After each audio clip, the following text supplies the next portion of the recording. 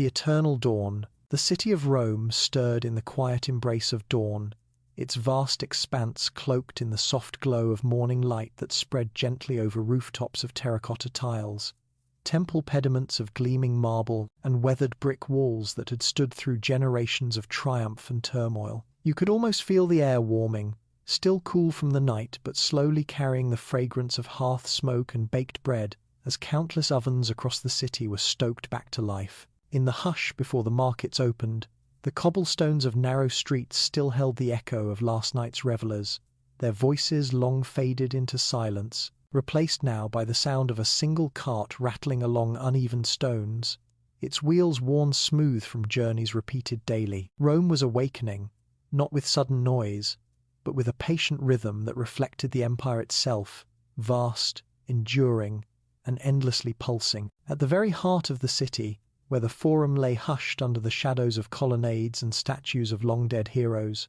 the first officials of the day began to arrive.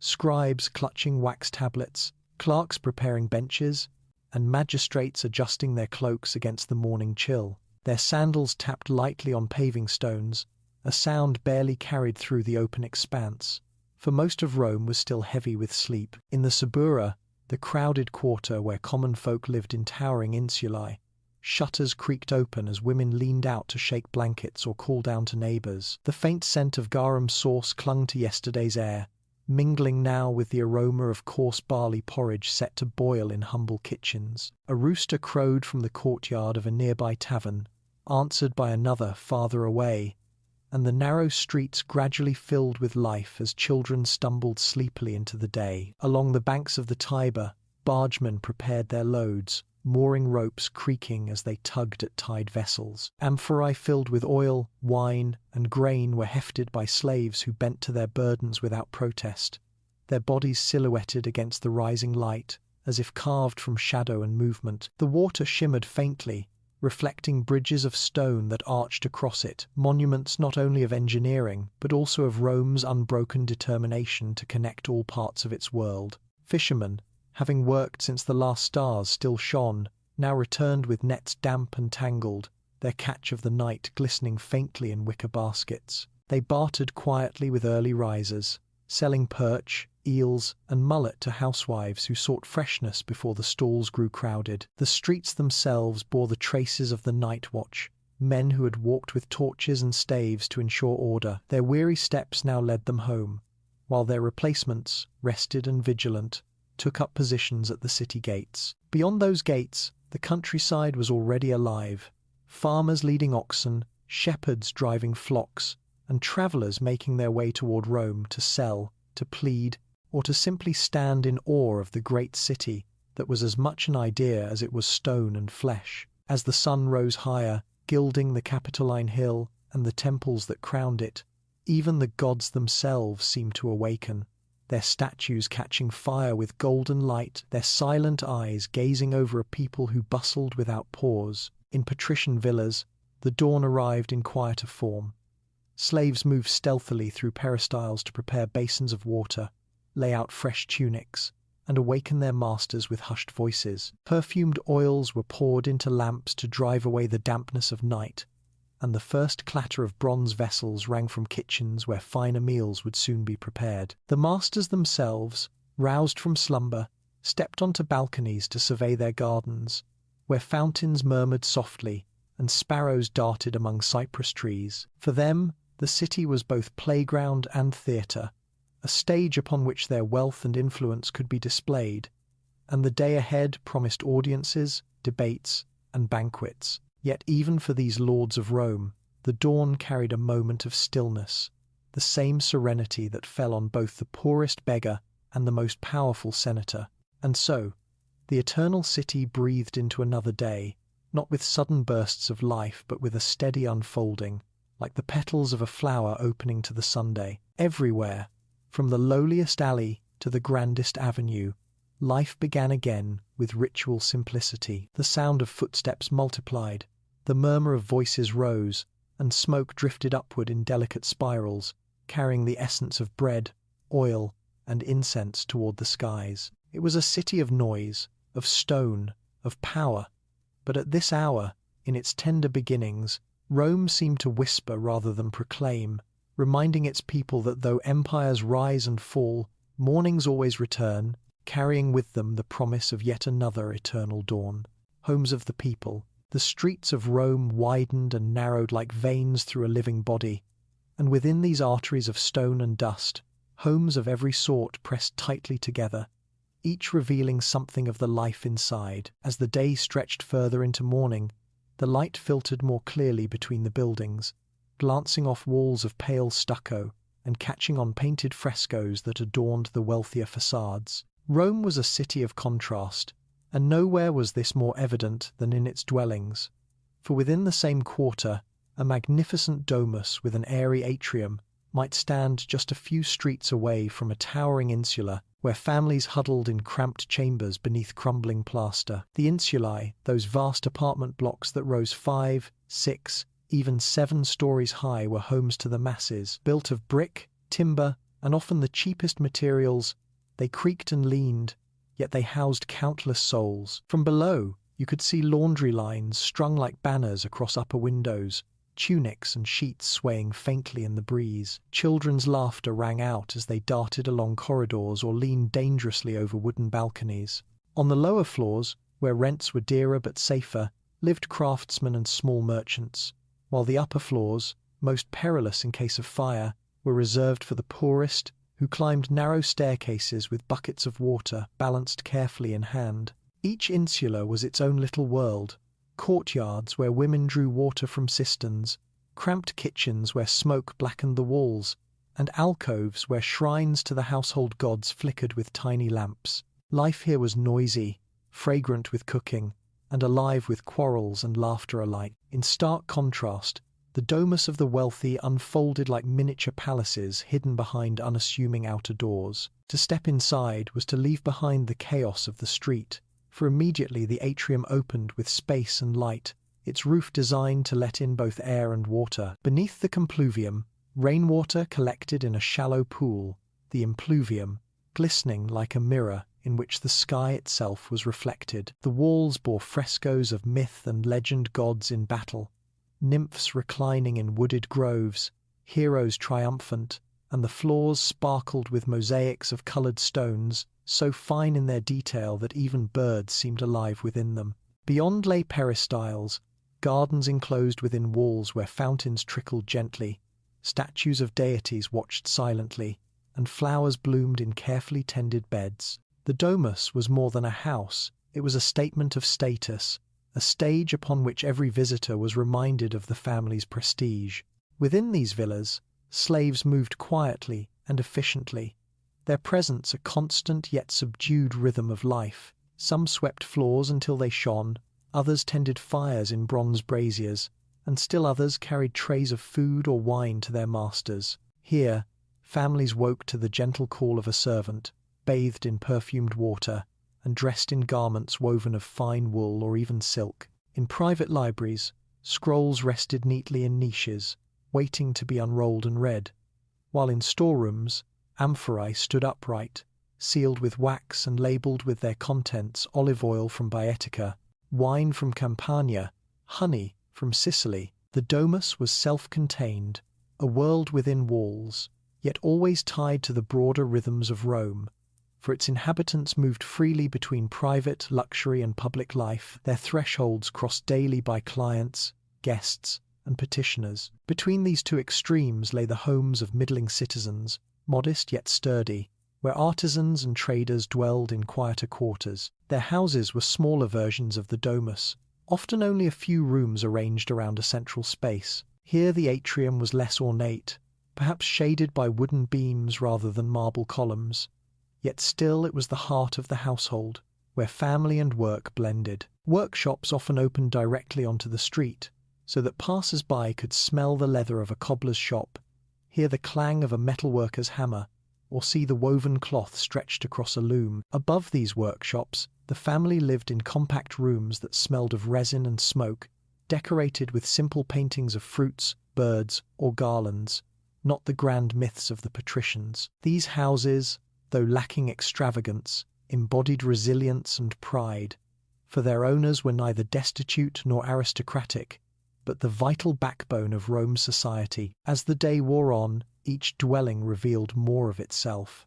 From the insulae came the cries of hawkers selling fresh vegetables, their voices echoing through open stairwells. From the villas came the distant strum of a lyre played by a tutor as children recited their lessons. From the modest homes came the steady hum of tools at work, and in all of them, however grand or humble, there were the same rhythms of life. Mothers scolding children, men preparing to depart for business, women setting bread to bake, and slaves carrying out their tasks under the watchful eyes of their masters. The walls may have differed, painted or bare, sturdy or fragile, but within them beat the same pulse of Rome, a city whose people, despite every division, lived side by side, bound together by the endless cycle of dawn, labor, and rest. The Roman household, within the walls of each home, whether insular or domus, life was shaped by invisible threads of duty and hierarchy, all woven around the Roman household, that most ancient and sacred of institutions. At its center stood the paterfamilias, the father of the family, whose authority extended beyond his children and wife, reaching even to slaves, clients, and sometimes distant kin. He was not only the provider, but also the guardian of traditions, the priest of the household gods, and the legal master whose power could decide the fates of those under his roof. To him was entrusted the weight of ancestral honor, and his every action echoed across generations, binding the living to the dead through memory and ritual. Mourning in such a household began with the paterfamilias stepping into the atrium, where a small shrine to the lares and penates glowed with flickering lamps. Before the day's business unfolded, he offered a pinch of incense, perhaps a small libation of wine, his lips murmuring a prayer for protection of the household. Children, sleepy-eyed and curious, gathered near, watching the solemnity, learning through observation the rhythms that would one day be theirs to uphold. The mother, the materfamilias, guided the household with her own quiet authority, managing the tasks of slaves, overseeing the preparation of meals, and weaving her influence subtly into the life of the family. Her domain was not diminished by the shadow of her husband's power, for in practice she often held sway over matters of daily order and harmony, a balance that made Roman households resilient and enduring. Children grew up in a mixture of affection and discipline, for Roman values demanded both. Sons were expected to learn virtue, strength, and loyalty to the family name, while daughters were prepared for futures in which their households would depend upon their grace, management, and adherence to tradition. They played with wax dolls and little carts, they tossed nuts in games of chance, and they raced through courtyards with laughter that echoed against painted walls. But always there was instruction woven into play. A stern tutor might stand at the edge of their games, ready to draw them back to recitations of letters or the copying of lines on wax tablets. Slaves too took part, acting as guardians or attendants, their patient presence a constant reminder that the household extended beyond blood. Meals bound the family together, especially the first simple one of the day. Bread dipped in oil, cheese, fruit, and watered wine were set upon wooden tables, and family members gathered, sometimes reclining, more often seated, while conversation mingled with the crunch of crusts and the hum of voices. It was during these meals that children overheard the concerns of their elders, whispers of debts, talk of trade, or news from the forum, and began to understand that the family was not merely private, but part of the broader web of Rome. A client might arrive at the door, seeking favor from the paterfamilias, bowing low and offering his greetings, for the household was also a political unit, its walls porous to the demands of society. The slaves within the house moved like the veins of this living body, each with roles determined by the family's wealth. Some were cooks, bending over bronze cauldrons as steam filled the kitchen with the smell of herbs and roasted meat. Others were scribes, tasked with keeping records or reading letters aloud. Still others tended gardens or served as tutors, musicians, and companions. Each bore the weight of servitude, yet many carried also the hope of eventual manumission, their loyalty and labor often rewarded with freedom in later years. Their lives intertwined with the families so fully that in some cases freedmen remained bound in affection and duty to those they had once served. Festivities and rituals punctuated household life, bringing everyone together in moments of shared devotion. On the calends, nones, and ides of each month, offerings were made, wreaths hung, and prayers spoken. During marriages or births, the household gods were honored first, before wider celebrations drew in neighbors and friends. Even funerals unfolded within these walls, as ancestors were honored in solemn procession, their death masks carried and displayed, a tangible reminder that the household was never only of the living, but always of the lineage, stretching back to those who first carved their names into the city's stone. And so, the Roman household stood as a mirror of Rome itself, disciplined yet tender, hierarchical yet woven with intimacy, public and private in equal measure. Within its walls were lessons of loyalty, duty, and reverence, taught not through grand proclamations, but through daily acts, a prayer at dawn, a meal shared, a story retold of ancestors long gone. As the day moved forward and family members prepared to step into the wider currents of the city, they carried with them the unshakable sense that their household was not only their shelter, but their very identity, the bedrock upon which Rome itself was built. Morning in the markets. By the time the sun had climbed fully above the rooftops and painted the temples and basilicas in warm tones of gold, the markets of Rome had awakened into their daily clamour. The heart of this life beat most strongly in the Forum, though every neighbourhood carried its own bustle of vendors and buyers. The Forum itself, encircled by arches, columns, and the watchful statues of magistrates and gods, filled steadily with noise that rose like a tide. The tramp of sandals echoed as citizens hurried across paving stones, their cloaks brushing against one another in the crowded expanse, and the murmur of bargaining, calling, and laughter blended into a constant, living hum. Here, Rome was not merely a city of stone, but of voices, a place where commerce and gossip mingled until one could hardly tell them apart. At one edge of the Forum, bakers unfurled their stalls, baskets brimming with loaves of fresh bread, their crusts still warm and dusted with flour. The smell wafted through the air, irresistible, drawing customers who pressed coins into outstretched palms and carried away their prize wrapped in cloth or tucked under their arms. Beside them, sellers of olives and cheese arranged their wares in careful piles, each variety displayed with pride. Black olives cured in brine, green ones gleaming with oil, wheels of sheep's milk, cheese, and wedges cut to size for families of every means.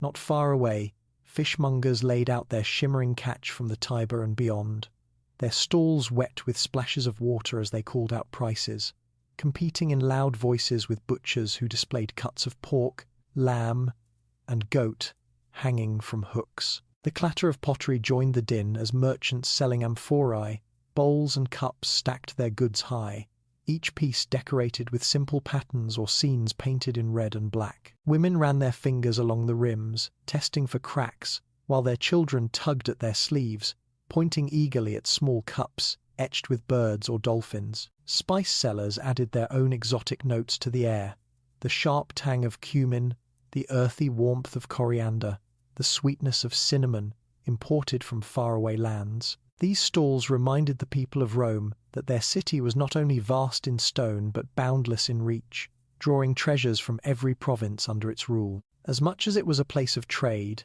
the market was also a stage for news and rumour. Citizens gathered in clusters, their heads bent close, discussing the latest decrees of the Senate, the victories of generals, or the scandals of patrician families. Public criers moved among them, announcing official notices, their voices cutting through the chatter. Scribes and messengers hurried with tablets under their arms, delivering words from one part of the city to another. Politicians, or those aspiring to such office, lingered near the edges, speaking graciously to clients who had come to pay their morning respects. The air was thick, not only with the scents of food and goods, but also with the currents of ambition, favour, and rivalry. Children darted between stalls, their laughter rising above the crowd as they played games with nuts or chased one another through the press of legs.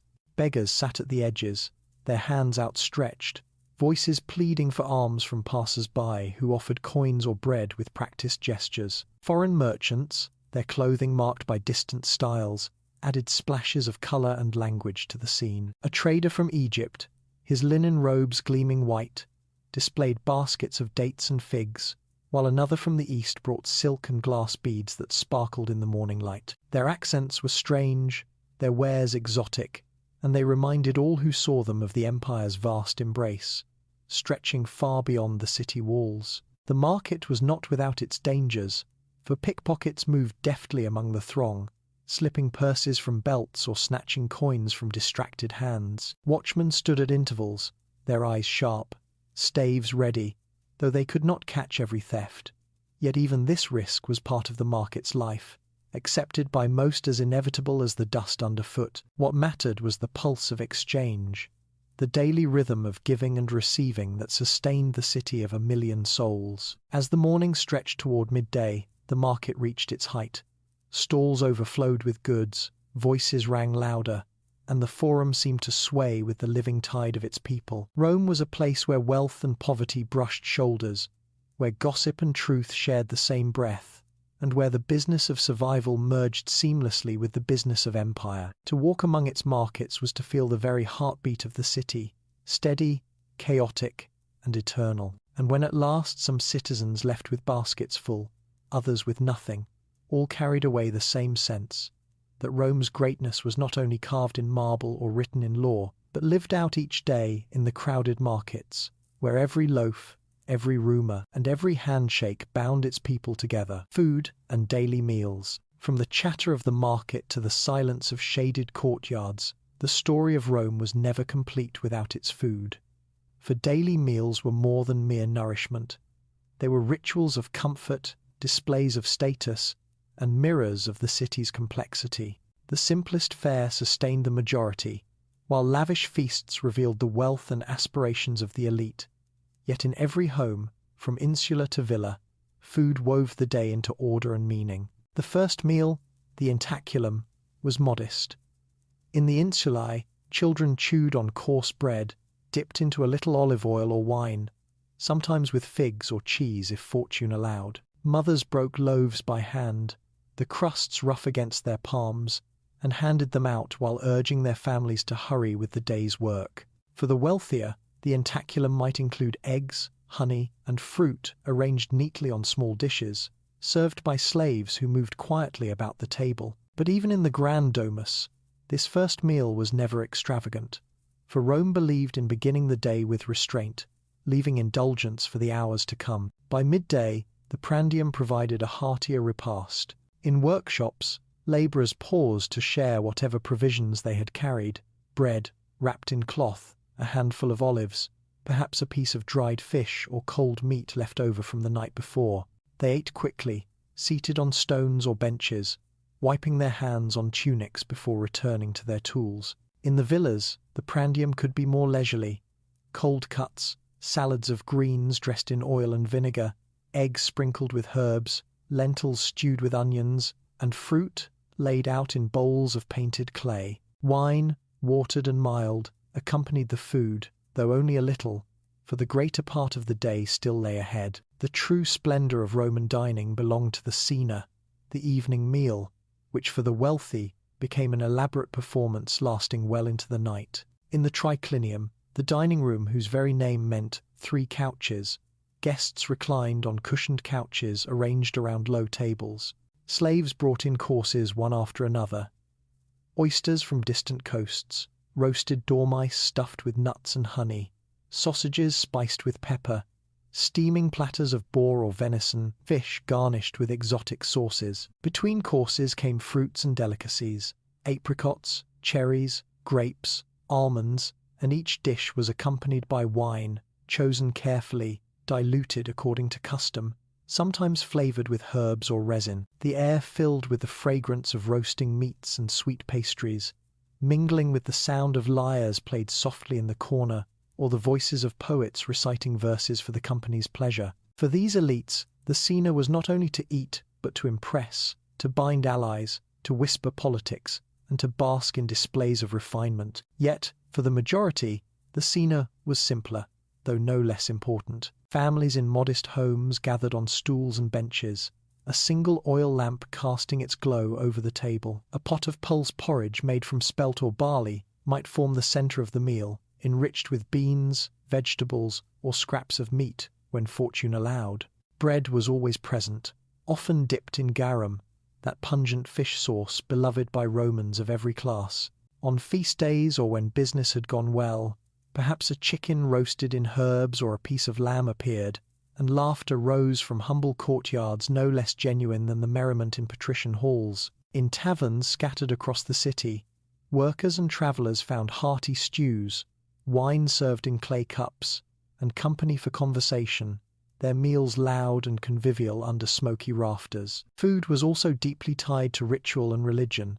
Offerings of bread, wine, and fruits were set before household shrines, and no important meal began without acknowledging the gods who protected the family. At festivals, entire communities shared roasted oxen, cakes, and wine in honor of Jupiter or Mars. During Saturnalia, masters and slaves alike feasted together, the rigid lines of status softened by shared abundance. In every instance, food was never only a matter of survival, but a thread in the fabric of belief and community. The supply of this vast city was itself a marvel.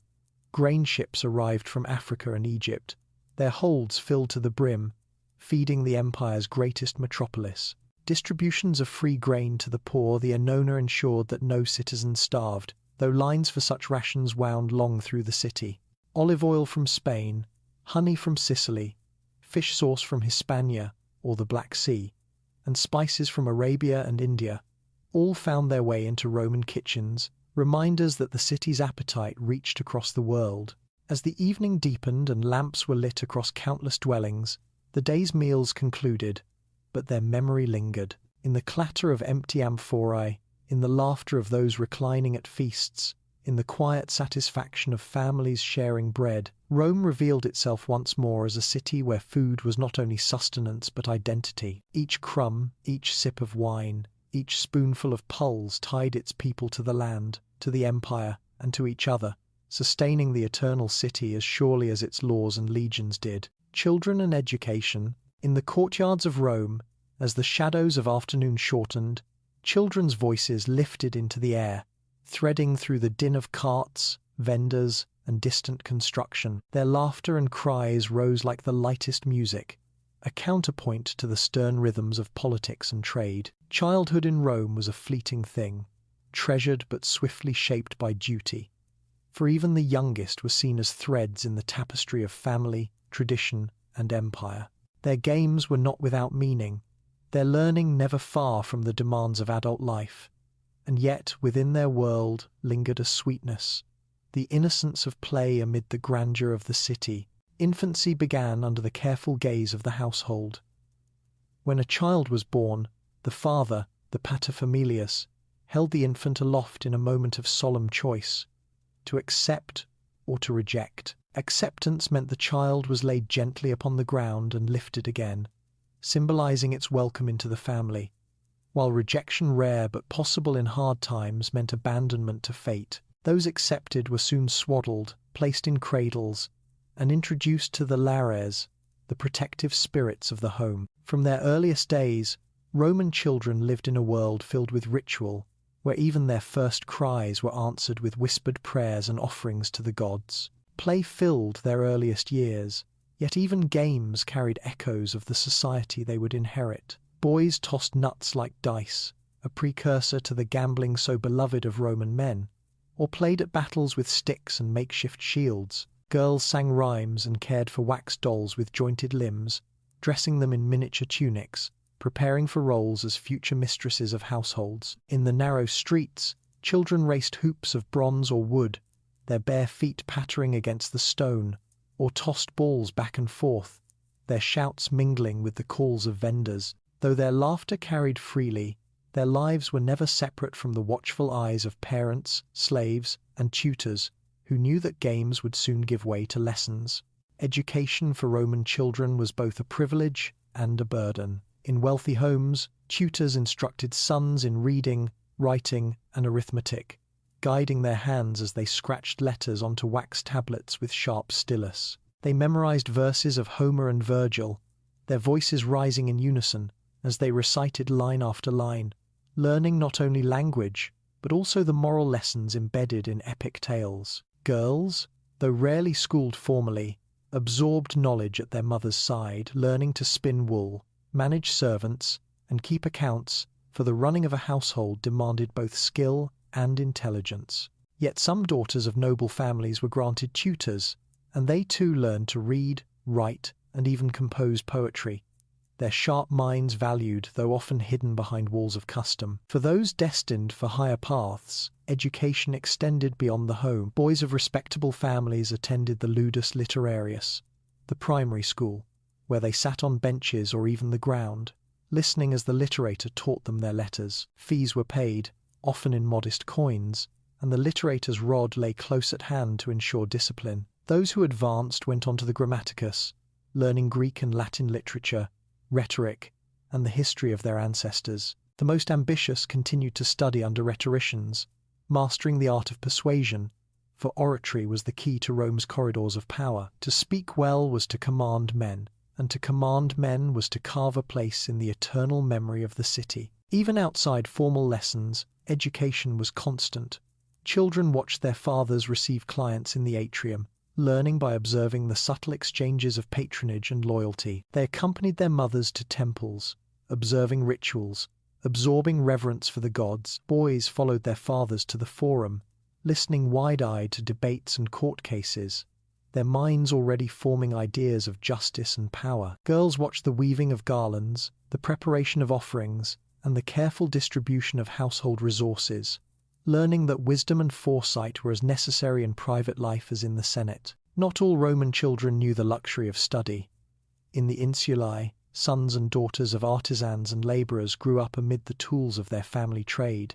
A boy might learn the shape of leather under his father's awl, or the rhythm of the hammer on bronze, while a girl assisted her mother in selling goods or keeping the small home in order. Their education was practical, born of necessity, yet it gave them resilience and a place within the fabric of the city. Slaves' children, when allowed to remain with their parents, learned by serving, their lives bound from birth by the condition of their family. Yet even among them, stories circulated, whispered dreams of manumission, of futures reshaped through loyalty, skill, or fortune. Festivals offered respite from lessons and labour, moments when children joined freely in games that filled the streets. During Saturnalia, boys and girls wore small caps and laughed alongside slaves, sharing sweets and exchanging gifts. On birthdays, families gathered to honour not only the child but the genius, the protective spirit that accompanied each soul, with cakes,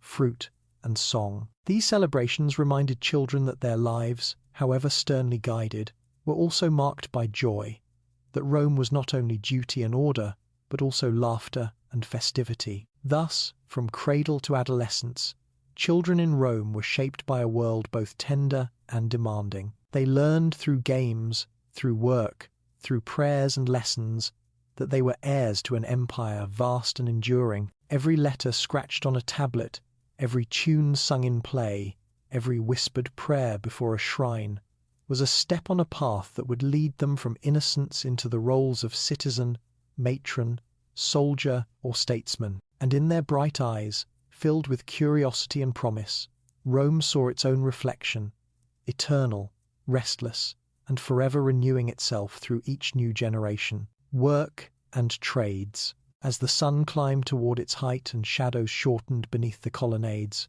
Rome's streets and workshops filled with the steady rhythm of labour. Work, in all its forms, was the unseen engine of the city, the force that kept granaries full, aqueducts flowing, amphitheatres standing, and villas gleaming. The eternal city did not live only on laws, legions, or the decrees of emperors. It lived because its people worked countless hands shaping clay, hammering bronze, mending cloth, or tilling soil in the countryside beyond the walls. To watch Rome in its labours was to glimpse its greatness not as marble and triumphs, but as sweat, patience, and skill. In the crowded insulae, artisans opened their shutters to the street, their shops doubling as workshops and display rooms. The clang of hammers on anvils spilled out from the forges, where blacksmiths shaped tools, nails, and weapons, the air heavy with the scent of smoke and iron. Cobblers sat cross-legged, their benches covered with leather scraps, awls, and needles, their fingers stained from dye. Bakers, rising since before dawn, pulled fresh loaves from ovens, their apprentices carrying baskets to nearby stalls where hungry customers gathered. Potters worked clay into amphorae and jars, the turning of their wheels steady and hypnotic, the hum of labor broken only by the occasional call of a vendor outside. For some, work meant the open air of the forum or the markets, where merchants stood behind their stalls, shouting the virtues of their wares, with voices sharpened by competition. Here, work was as much persuasion as it was product, and sharp wit often meant better fortune than honest measure. Scribes, too, found employment in the public spaces, seated with styluses ready to compose letters, contracts, or petitions for those unable to write themselves. They worked quickly, dipping pens into ink, their wax tablets smeared smooth to be used again and again. Around them, clients hovered, waiting for a chance to deliver their petitions to a patron, for in Rome, loyalty itself was a kind of labor, a currency paid not with coin but with presence and service. Beyond the city walls, the fields and estates demanded endless toil. Farmers bent low over furrows, their hands roughened from years of soil and Sunday. Oxen trudged steadily, dragging ploughs that cut into the earth, while women sowed seeds in the wake of the ploughshare. Vineyards stretched over the hillsides, workers clipping leaves, binding vines, or harvesting grapes to be crushed into wine. Olive groves yielded their fruit for pressing, the oil destined for lamps, kitchens, and rituals. On larger estates, slaves formed lines under the eyes of overseers, their labor endless, their sweat flowing into the wealth of their masters. This rural work, unseen by most in the city, was the foundation upon which Rome's abundance rested, for without it, the markets and feasts would fall silent. Slavery itself was a vast and inescapable part of Roman work.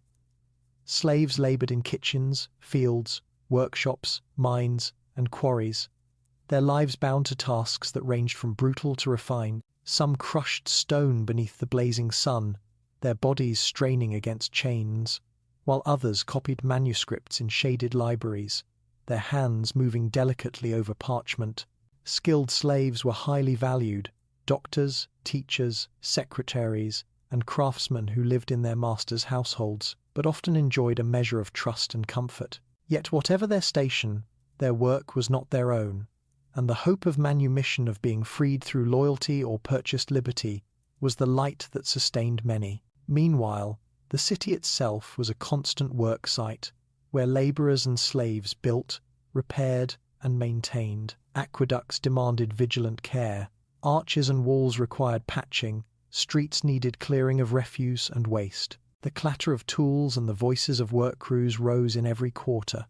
For Rome, vast and heavy, was never finished, always expanding, always demanding new construction. Stonecutters chiseled blocks, masons laid mortar, carpenters raised scaffolds that creaked beneath the weight of stone and timber. The dust of building mingled with the smoke of hearths, and the city's air carried always the faint note of something being made or remade. Not all labor was physical.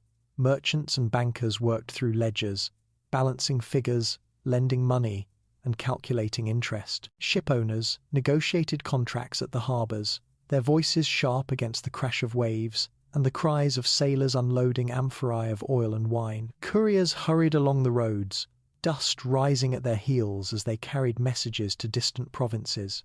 Teachers drilled their pupils, philosophers gathered students in shaded porticos, and artists sought patrons for their mosaics, frescoes, and sculptures. Each form of work was a thread in the weave, invisible alone, but together creating the cloth that clothed Rome in power and vitality. And when the day waned, when laborers laid down their tools, the city itself bore the marks of their effort. Ovens stood emptied of loaves, anvils cooled, amphorae filled with oil stacked neatly in storerooms, vineyards quiet as the sun slipped behind hills. Workers returned home weary, their hands scarred and clothes dusted with flour, soot, or clay, but their labours echoed in every corner, in the bread on tables, the lamps burning in homes, the water flowing through fountains. Without them, the city would wither. With them, it thrived endlessly. Rome's grandeur may have been sung by poets and etched into stone by emperors, but its true strength pulsed in the daily work of countless citizens and slaves, in the clang of the smith's hammer, the rustle of vines in a vineyard, the murmur of a scribe at his tablet. One heard the heartbeat of the empire. Work, humble and ceaseless, was the silent triumph that made Rome eternal. Public baths and social life. When the labours of morning and early afternoon weighed heavily on the bodies of Rome's citizens, the city offered a kind of sanctuary, both practical and communal. The public baths, the thermae. To step into these spaces was to step into another rhythm of Roman life, one that washed away fatigue and brought people together in a mingling of warmth, conversation, and ritual. The baths were not merely about cleanliness, though they achieved that well. They were about society itself, a daily gathering that blurred lines of class and allowed Rome's people to meet as equals, if only for a few hours. The thermae were marvels of engineering, vast complexes that combined architecture, water, and light in a harmony that seemed almost divine. From the outside, their walls rose high in brick and stone, arches opening into courtyards lined with trees. Inside, the spaces unfolded in sequence: gardens, libraries, colonnaded halls, exercise grounds, and of course the bathing chambers themselves. Floors were paved with mosaics that gleamed beneath bare feet, while walls bore frescoes of dolphins, nymphs, and gods of water, celebrating the union of earth and sky through the element of cleansing. Pools of different sizes and temperatures awaited, fed by aqueducts that brought the lifeblood of distant springs into the very heart of the city. Beneath the floors, hypercourse systems spread heat evenly, the fires tended constantly by slaves who laboured unseen to keep the rooms warm and the water steaming. For most Romans, the visit began with exercise. In the palaestra, open courtyards ringed with columns, men wrestled, boxed, or trained with weights, their bodies glistening with sweat as they prepared themselves for the relaxation to come. Others played ball games, their shouts echoing against the walls, while still others simply strolled beneath the shade, conversing with friends or listening to philosophers who often held informal gatherings in these very spaces. For some, the baths were not just physical relief but also intellectual refreshment, places where new ideas mingled as freely as the waters. From the palaestra, bathers moved to the apoditerium, the changing room, where attendants stored their garments and kept an eye on belongings. Slaves rubbed scented oils into the skin, scraping away sweat and dust with curved strigils, the metal gleaming as it caught the light. The process itself was part ritual, part luxury, a transformation from the grime of labour to the polished dignity of leisure. Then began the journey through the baths proper, the tepidarium, warm and gentle, easing the body into calm, the caldarium, steaming and intense, where pores opened and muscles loosened, and finally the frigidarium, with its cold plunge that shocked the senses and left the bather invigorated. The order of these rooms varied with custom, but always the effect was the same: to leave behind not only the dirt of the day but also its burdens. The baths were alive with sound, water splashed, voices rang, laughter rippled, and the echoes of countless conversations filled the air. Here, senators and shopkeepers might stand shoulder to shoulder, their differences softened by the steam. Deals were struck in corners, friendships renewed in laughter, and rivalries sometimes argued with raised voices that quickly dissolved into the greater murmur of the crowd. Philosophers debated beneath the arches, poets recited verses to small audiences reclining near pools, and physicians offered advice on health to those who asked. The baths were the very crossroads of society, a place where Rome, in all its variety, gathered daily to renew itself. Women, too, had their own times and spaces, sometimes in separate baths, sometimes in hours apart from men. Their experience was equally social, filled with conversation, shared beauty rituals, and the quiet enjoyment of cool marble beneath their hands. Perfumes and ointments were sold outside, jewellery displayed on trays, and gossip flowed as freely as the water. Children sometimes accompanied their mothers, splashing in smaller basins. Their laughter ringing through halls meant as much for joy as for purification. For the poorest, the baths were a gift. Entry was cheap, often subsidized by wealthy patrons who funded great complexes as acts of generosity and ambition. A laborer who had toiled all day in the heat of the forum could, for a few coins, or even none, step into a world of warmth, light, and care. For a few hours, he was equal to the senator or merchant, cleansed of dust and sweat, his body refreshed, his spirit lifted. This shared accessibility made the baths not just a luxury, but a cornerstone of Roman life, binding together a city too vast and varied to unite otherwise. As dusk approached, the thermae glowed with lamplight, their walls reflecting the flicker of flame against polished marble. Citizens lingered in libraries, leafing through scrolls by the last light, or strolled in gardens where fountains trickled gently into stone basins. Musicians played softly in corners, their melodies drifting like mist, while vendors outside sold pastries, nuts, and wine to those departing. Slowly, the crowds thinned, footsteps echoing less and less in the great halls, until at last the fires in the hypercourse dimmed and the pools lay still, awaiting the next day's tide of voices. The baths were more than places of water and stone. They were living symbols of what Rome valued most: community, vitality, and the balance between labor and leisure. In their warmth and conversation, the people of the Eternal City found not only relief but belonging, a reminder that though they came from different quarters and classes, they were all bound by the same need to be cleansed, refreshed, and renewed. And so the thermae, vast and timeless, stood as temples not to gods, but to the people themselves. Religion and household gods. As the last embers of sunlight gilded rooftops and temples with fire, Rome settled once more into its oldest rhythm. The whisper of prayers, the smoke of incense, the quiet offerings laid before shrines. For in this city, where law and legion stretched power across the world, faith was the invisible mortar that bound every stone, every family, every breath. Religion did not belong only to the lofty temples or the grand rituals of the state. It lived in the humblest corners of every home, in the flicker of a lamp before the lares and penates, the household gods who guarded hearth and lineage. The Roman home was never complete without its shrine. In the atrium of the wealthy, the lararium stood as a small but ornate niche, its walls painted with bright colors, its shelves bearing statuettes of protective spirits. In humbler dwellings, it might be no more than a clay figure set upon a wooden shelf, or even a simple painted image. Yet in each case, the devotion was the same.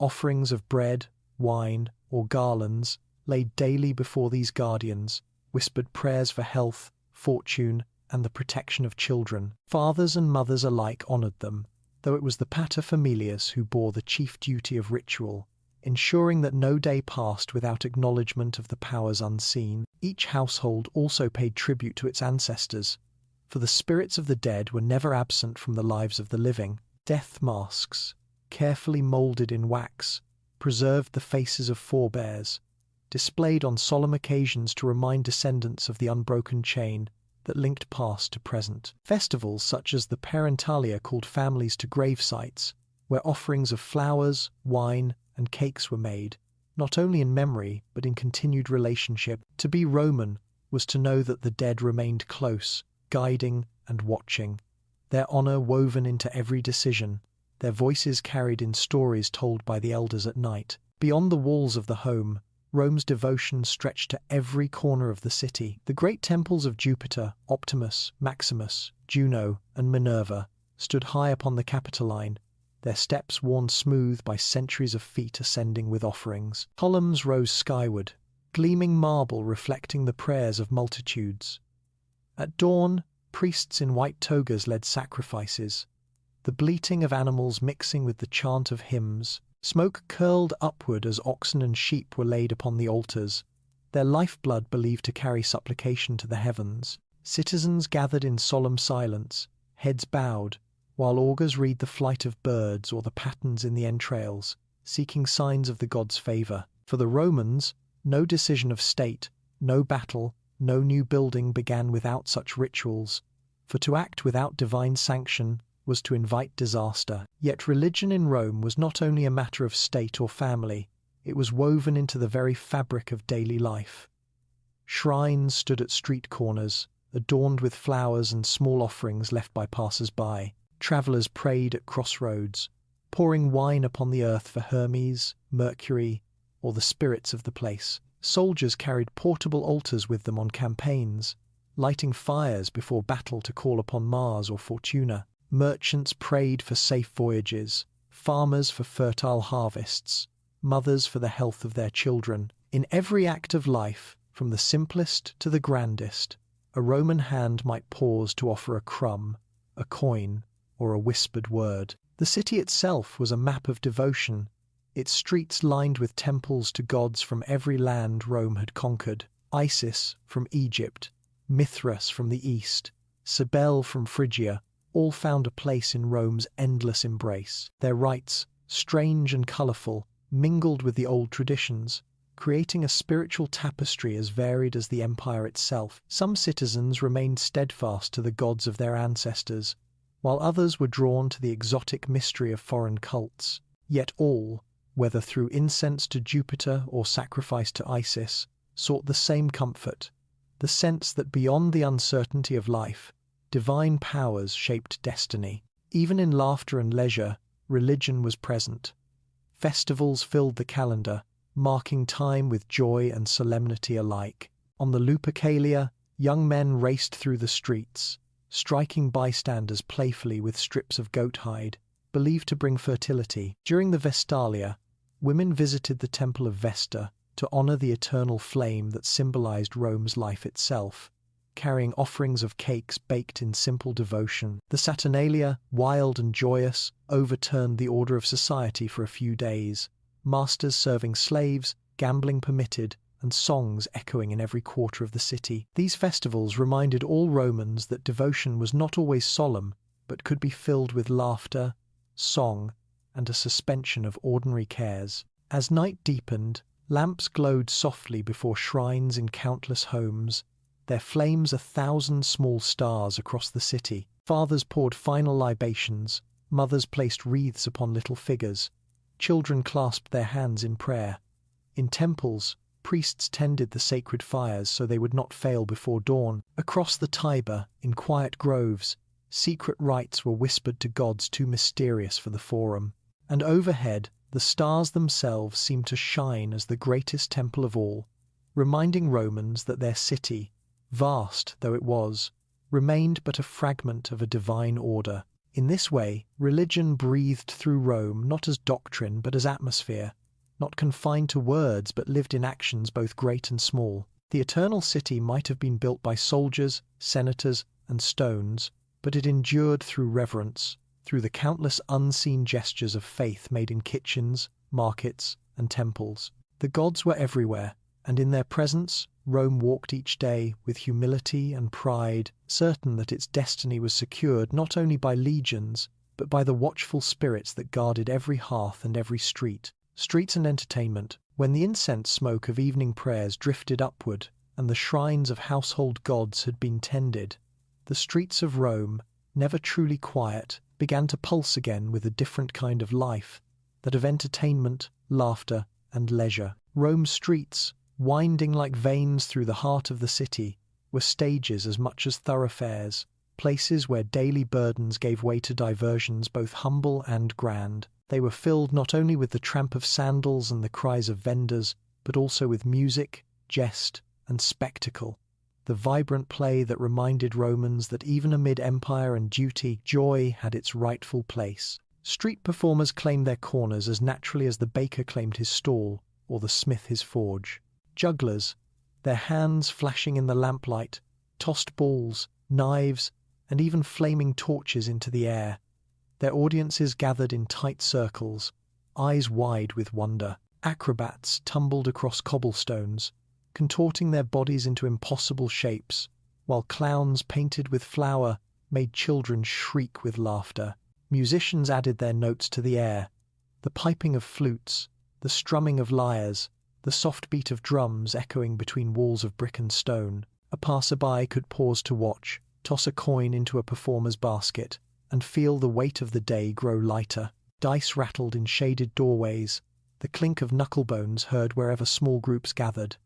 Gambling was as constant as the city itself, forbidden in some seasons, tolerated in others, but always present. Men bent over their throws, their faces tense with hope and disappointment, while onlookers laughed or cursed at each turn of fate. Even children mimicked the game with nuts or pebbles, learning early the thrill of chance. Nearby, fortune-tellers spread out cloths, drawing patterns in sand or casting lots, offering glimpses of futures for a coin or two. Their voices promised hope, love, or caution, their words a blend of comfort and mystery. The taverns that lined the streets offered another kind of diversion. Behind wooden doors and smoky walls, wine flowed freely, laughter rose in bursts, and songs were sung in chorus by labourers unwinding from toil. The smell of roasted meats and stews filled the air, mingling with the sour sweetness of cheap wine. In these spaces, boundaries of class blurred, for even the humblest citizen might sit beside a freedman or a merchant, each raising a cup in the same simple cheer. Taverns were places of quarrels as often as camaraderie, their floors sometimes ringing with the crash of overturned stools. But they were also places where stories were told, deals struck, and friendships forged. In the open air, storytellers commanded audiences with tales of gods, heroes, and past glories. Some recited episodes of Homer or Virgil, their voices rising and falling like waves, while others told comedies and farces, punctuated with gestures that made the crowd roar with laughter. Children clustered around, wide-eyed, as old men spun stories of battles won, of ghosts on lonely roads, of emperors both noble and mad. These tales, told on worn cobblestones, under the light of torches, bound the people as surely as the walls of the city did, feeding the imagination of those who might never set foot in an amphitheatre or theatre hall. Street food added to the life of the evening. Vendors pushed carts or carried baskets filled with hot sausages sizzling over coals, chickpea cakes crisped with oil, or honeyed pastries glistening in the lamplight. The smell of fried fish and roasted chestnuts drifted down alleys, luring children and adults alike to spend their coins. Eating in the street was common, and these humble meals were as much a part of Rome's entertainment as its games, for they brought simple pleasure to ordinary nights. Even in entertainment, however, Rome's streets carried their shadows. Pickpockets mingled with crowds, slipping purses from belts as easily as jugglers tossed their balls. Quarrels between gamblers sometimes flared into fights, fists flying until watchmen arrived to disperse them. Yet such dangers did not silence the laughter or halt the music. They were part of the city's pulse, the undercurrent of risk that made its pleasures vivid and alive. As the evening deepened, torches and oil lamps threw pools of golden light along the avenues, illuminating the figures of dancers, vendors, gamblers, and wanderers. The streets became rivers of sound, footsteps, voices, instruments, shouts carrying the people into the night. Some returned home, bellies full, pockets lighter, hearts warmed by song or story. Others lingered still, unwilling to leave the music and laughter behind, for in those streets Rome revealed another face, not the stern visage of empire, but the lively soul of a people who knew that after labour, prayer, and duty, there must always be play. Thus, the streets of the eternal city belonged to entertainment as much as to commerce and procession. They were stages without walls, theatres without tickets, where all slave and free, rich and poor could find a moment of wonder. In their clamour, in their games of chance, in their music and laughter, one could hear the heartbeat of Rome, as surely as in the Forum or the Senate. And as lamps flickered against the night, the city seemed to smile, alive in every sound, every coin tossed to a juggler, every cheer for a winning throw of the dice. The grandeur of amphitheatres. If the streets of Rome were a stage for the everyday performer, then the amphitheatre was the grand cathedral of entertainment, vast and resounding with voices that shook the very air. To step into such a place was to feel the immensity of the eternal city in stone and flesh alike, a circle of power, spectacle, and mortality, where thousands gathered to lose themselves in the passions of blood, valour,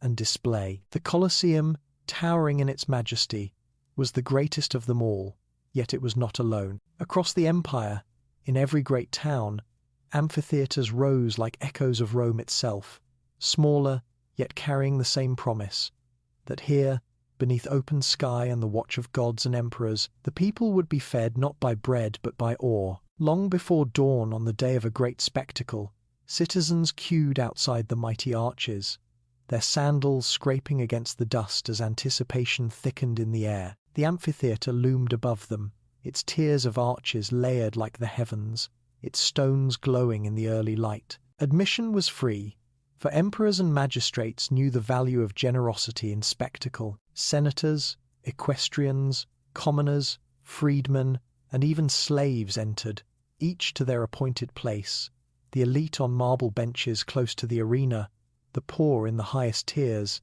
women relegated to certain sections, yet all sharing the same sight once the games began.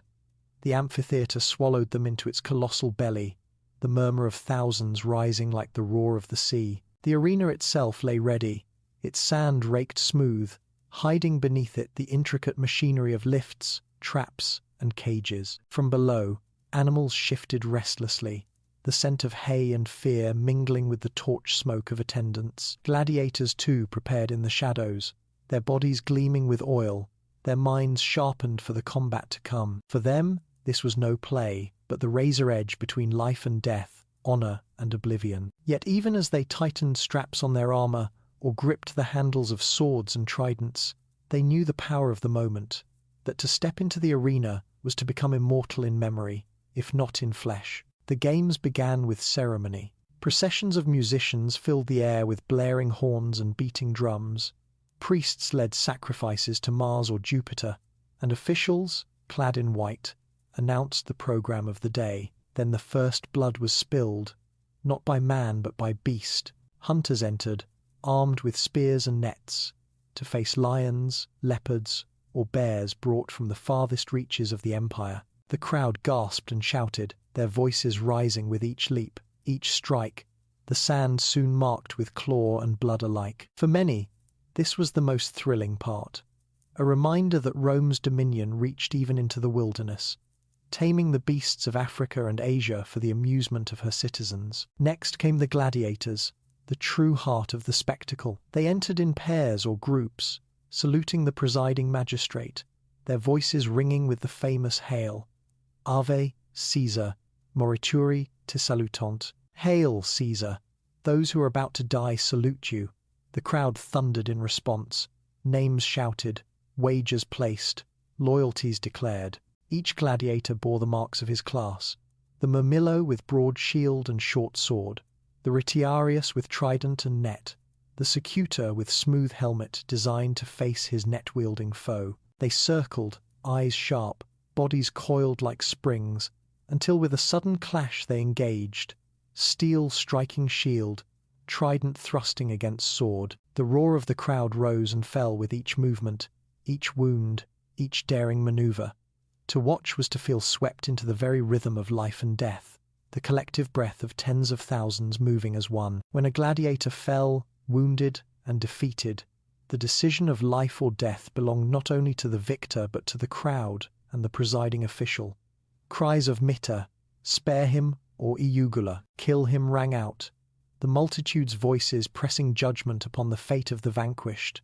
A gesture of thumb from the sponsor sealed the choice, mercy or death delivered with the swiftness of steel. The fallen were carried away, their bodies or their gratitude testifying to the power of the moment.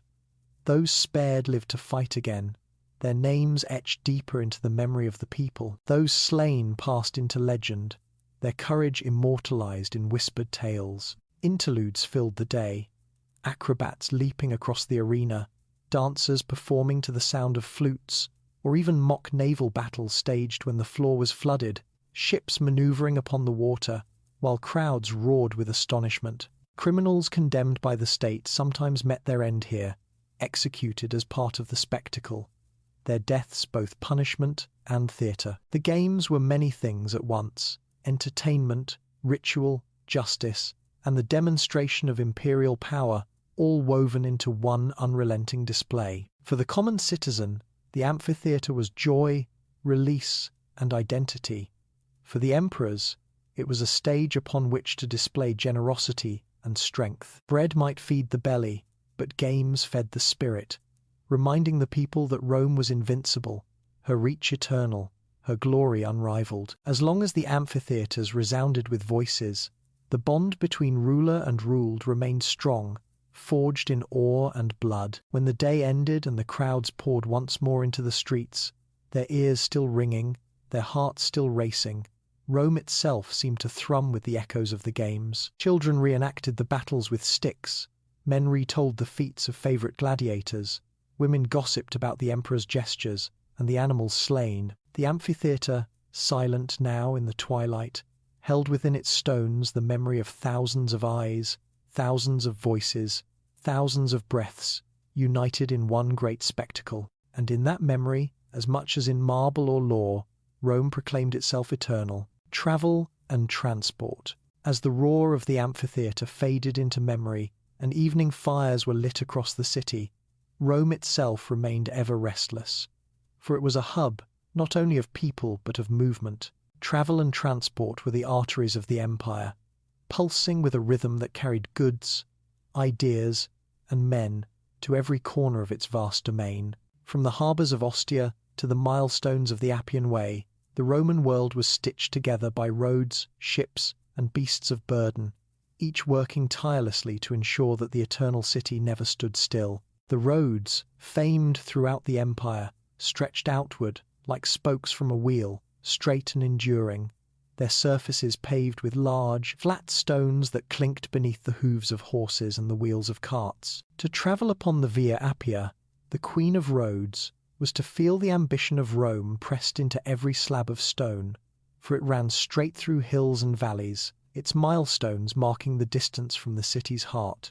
Alongside it grew inns and way stations, mansiones and mutationes, where weary travellers could find rest, exchange animals, or take a meal. Couriers carrying messages for officials galloped swiftly from station to station, their leather satchels filled with dispatches sealed by wax. Merchants moved slower, their carts heavy with amphorae of oil, sacks of grain, or bales of wool, the creak of their axles echoing in the countryside. And soldiers, in their disciplined march, reminded all who saw them that the roads were also Rome's strongest weapon, allowing legions to appear with speed and order wherever needed. Beyond the gates of the city, transport along the Tiber and toward the sea carried a different weight. Barges floated steadily downriver, their decks piled high with goods destined for the markets of Rome: wheat from Africa, oil from Hispania, marble from Greece, timber from Gaul. Slaves strained at the oars while steersmen guided the craft through the slow currents.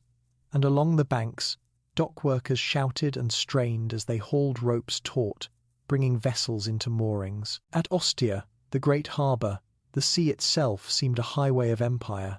Ships with square sails and sturdy hulls bobbed in the swells, their crews shouting in a dozen tongues, their cargoes a living proof of Rome's reach.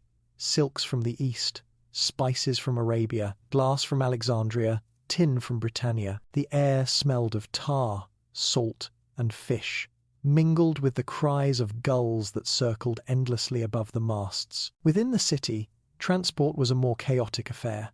Narrow streets often clogged with carts, mules, and pedestrians, their progress slowed to a crawl. The rattle of wooden wheels over uneven stones filled the air from dawn to dusk, though at night restrictions silenced them, giving weary citizens a measure of peace. Porters carried burdens on bent backs, balancing amphorae or crates strapped with rope, weaving through alleys with practiced ease. Litters borne on the shoulders of slaves carried wealthy citizens, their curtains drawn against dust and prying eyes, while the poorer folk walked, sandals worn thin by the endless cobbles. Donkeys brayed, drivers shouted, watchmen blew horns to clear congested crossings, all part of the unceasing movement that marked Rome as the living centre of a world. Travel was not without peril.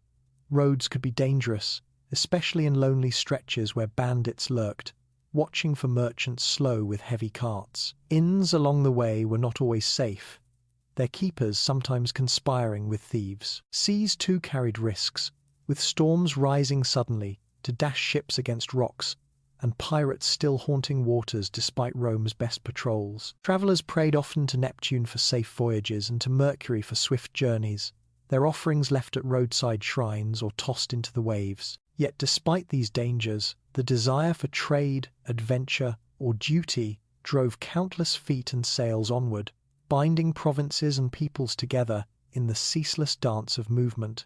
And in this constant flow, Rome itself thrived. Grain arrived by the shipload to feed the masses.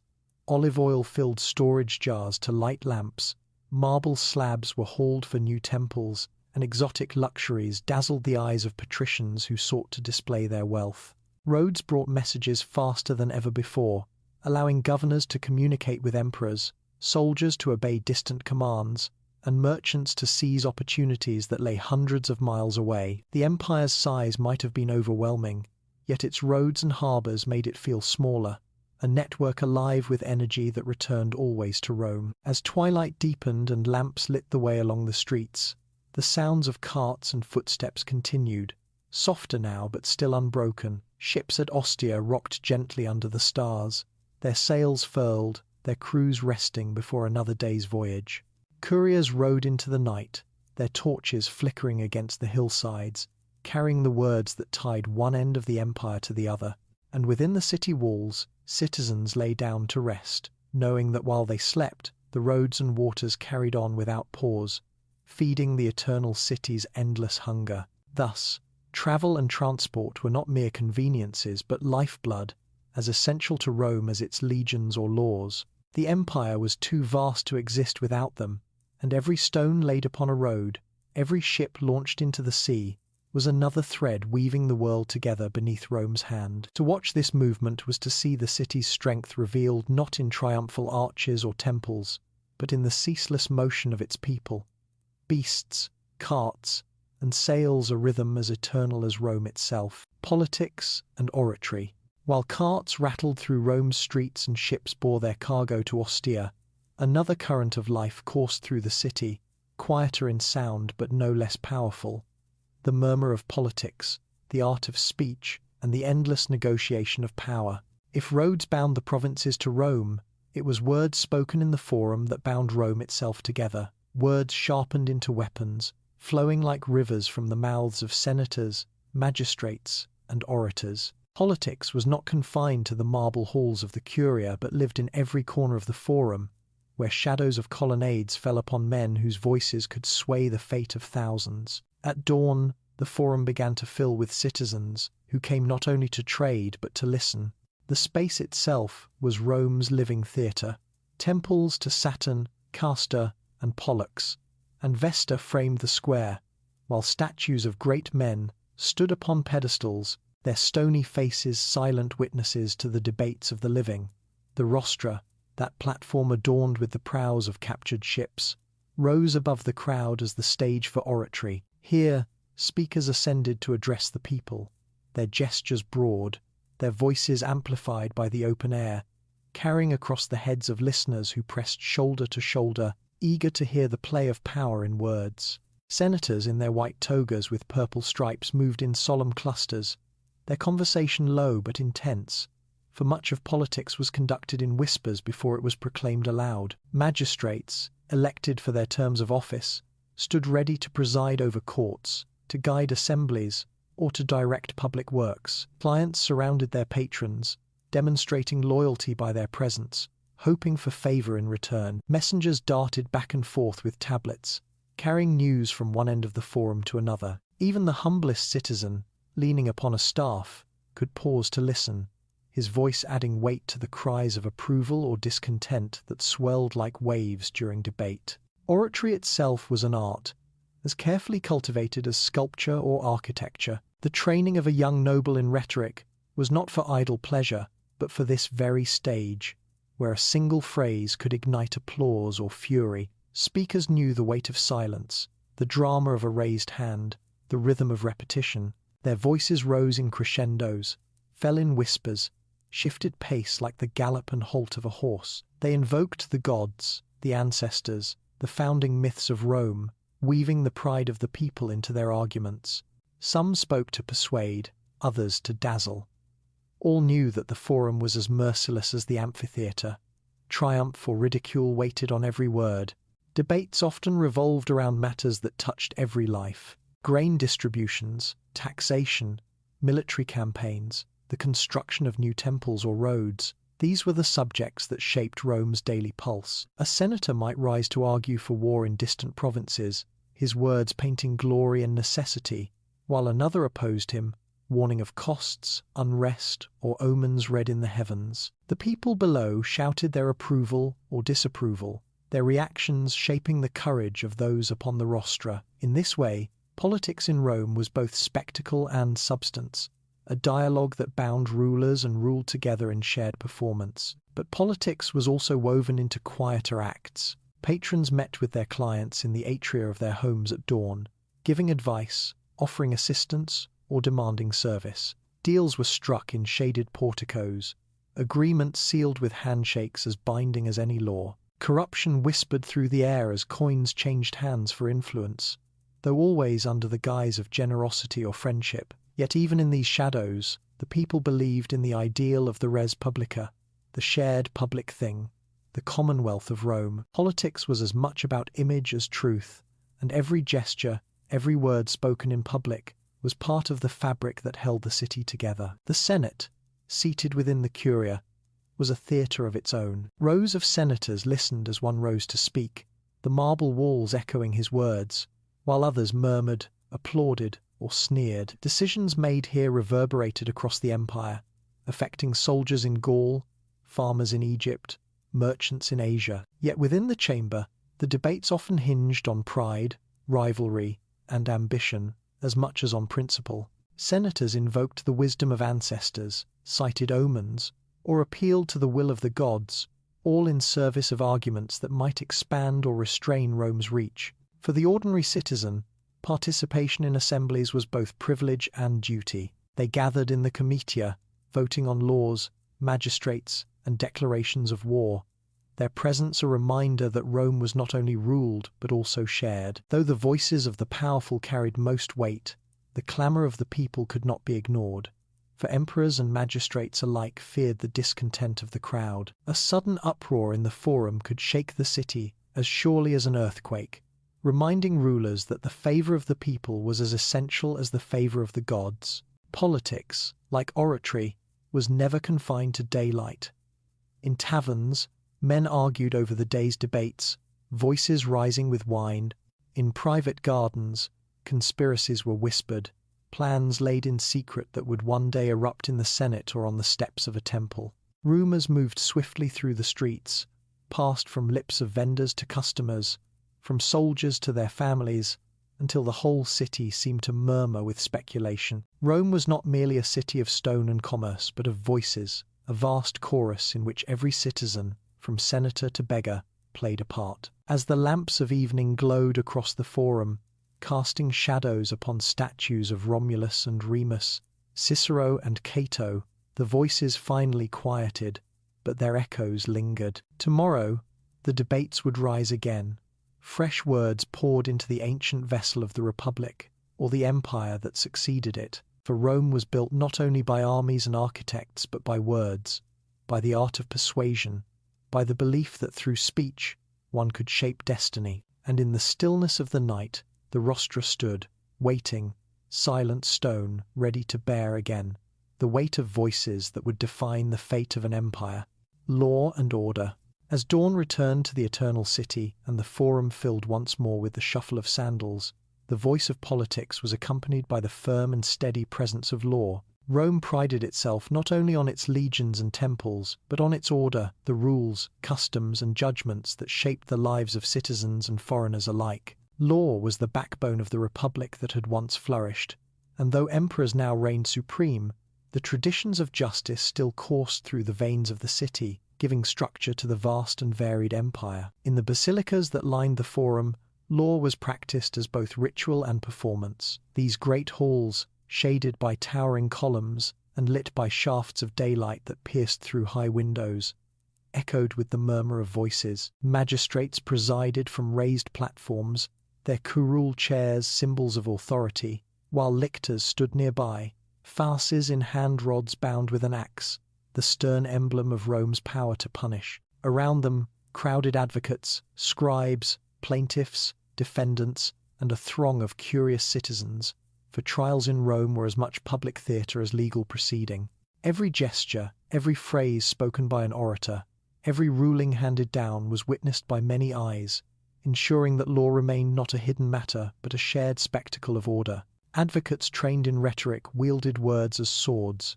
They argued cases with flourish, invoking precedent, custom, and the wisdom of ancestors. Some dazzled with eloquence, weaving stories of virtue and vice to sway the emotions of the crowd, while others relied on sharp reasoning, citing laws carved in bronze or etched in memory since the days of the 12 Tables. Accusations ranged from theft and fraud to treason and sacrilege, and punishments varied with the gravity of the crime: a fine, confiscation of property, exile, forced labor, or even execution. In each case, the people watched intently, for justice in Rome was not only the concern of magistrates, but of the community as a whole. For ordinary disputes, a debt unpaid, a boundary contested, a contract broken, courts offered redress. Witnesses stepped forward to give testimony, sometimes sworn upon the household gods.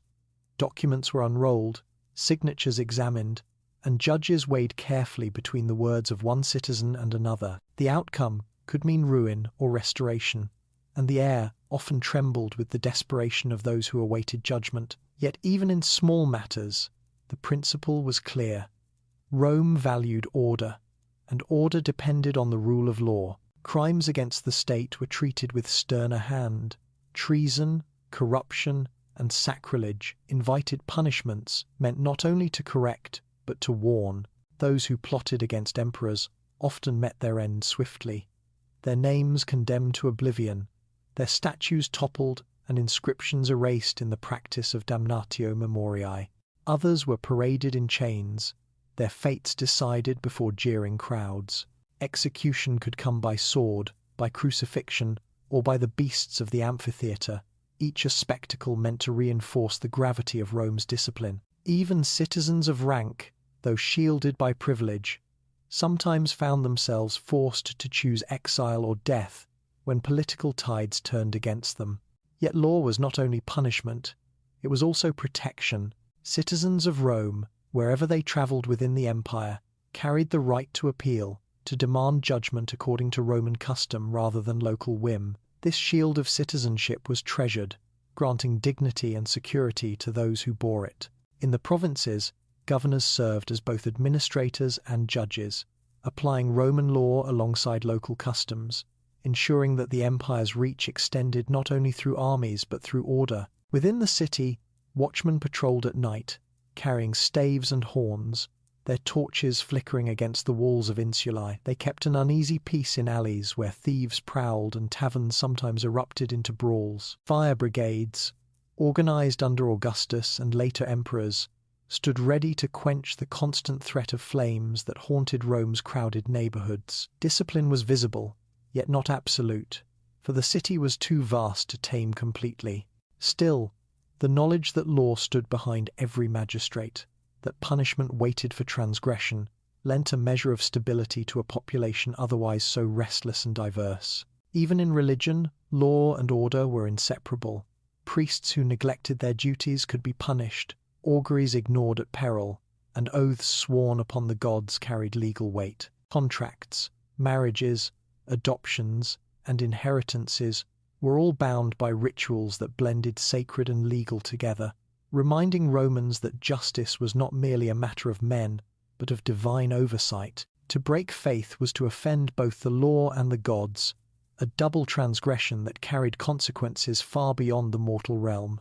And so, as the sun passed over the Forum and the basilicas echoed with arguments and judgments, the city revealed another of its great foundations. Rome's strength lay not only in conquest or spectacle, but in its insistence on order, on the belief that disputes could be weighed, wrongs punished, and rights preserved. The empire stretched across seas and deserts, mountains and plains, yet all were bound by this same thread of law, woven through every street and household. For Rome, law was not simply rules written on tablets, it was the living pulse of the city, stern yet protective, unyielding yet essential. In its discipline, the Eternal City found the balance that allowed its chaos to endure without collapse. its multitudes to live side by side, and its legacy to stretch unbroken through centuries. Women of Rome, as the laws and courts echoed with the voices of men, another rhythm pulsed more quietly, but no less strongly through the city. The daily lives of women. They were the matrons who managed households, the daughters who played and learned within shaded courtyards, the priestesses who guarded Rome's sacred fires, and the merchants who sold goods at market stalls. Though often confined by tradition and custom, Roman women were far from silent figures. They carried within them the weight of continuity, the ordering of families, and the subtle influence that shaped the lives of husbands, sons, and communities. To speak of Rome without them would be to leave half of its spirit unspoken. In the domus of patrician families, women rose early to oversee the day's work. The materfamilias, mistress of the house, walked through kitchens, storerooms, and courtyards, her presence ensuring that every task was set in order. She directed slaves with quiet authority, which food to prepare, which garments to bring forth, which errands to send into the bustling streets. Though the paterfamilias held legal power, it was often the materfamilias who ensured the smooth running of the household, balancing economy, hospitality, and honor. She supervised the weaving of cloth, for spinning and weaving were seen as marks of a woman's virtue, even if wealthy hands no longer touched the spindle directly. Guests and clients alike recognized her role, for the harmony of a house reflected her diligence as surely as it did her husband's wealth. Marriage was central to a woman's identity, for through marriage alliances were forged, dowries transferred, and families bound together. Some unions were tender, marked by mutual affection, while others were practical, arranged to strengthen political or social ties. A young bride entered her husband's home with ceremony, carrying the household gods from her family's shrine to her new one, symbolizing her role as bridge between lineages. Within that home, she bore children the greatest duty expected of her and nurtured them in their earliest years, shaping their minds with lullabies, stories, and gentle instruction. Sons carried the family name forward, but daughters too were precious, for through their marriages, the web of alliances spread wider. Yet women's lives were not confined solely to hearth and loom. In the markets, women of modest means sold vegetables, fish, and cloth, their voices as sharp as any vendors, their coins clinking in purses tied at their waists. Freed women, once slaves, often ran taverns, bakeries, or small shops, carving out a place of independence through labor. Their days were filled with barter, bargaining, and the endless flow of customers, their presence as essential to the city's rhythm as that of soldiers or senators. Even in these modest trades, women contributed to the economy that sustained Rome's appetite. Religion offered another sphere of influence. The Vestal virgins, chosen as children from noble families, tended the sacred flame of Vesta that burned in her round temple near the Forum. They lived lives of chastity and discipline, their service lasting for decades, their authority respected even by magistrates. To see a Vestal pass through the streets was to glimpse living symbols of Rome's security, for as long as their flame burned, the city was believed to endure. Other women served as priestesses of Isis, Cybele, or Ceres, their rituals filled with color and music, drawing worshippers into mysteries that offered solace beyond the rigid forms of traditional cults. Through their devotion, these women held power of a different kind, spiritual, enduring, and deeply woven into the life of the city. Among the elite, some women wielded influence not openly, but through the subtle channels of family and salon. Mothers counseled sons who would one day enter politics, whispering wisdom shaped by years of observing the games of power.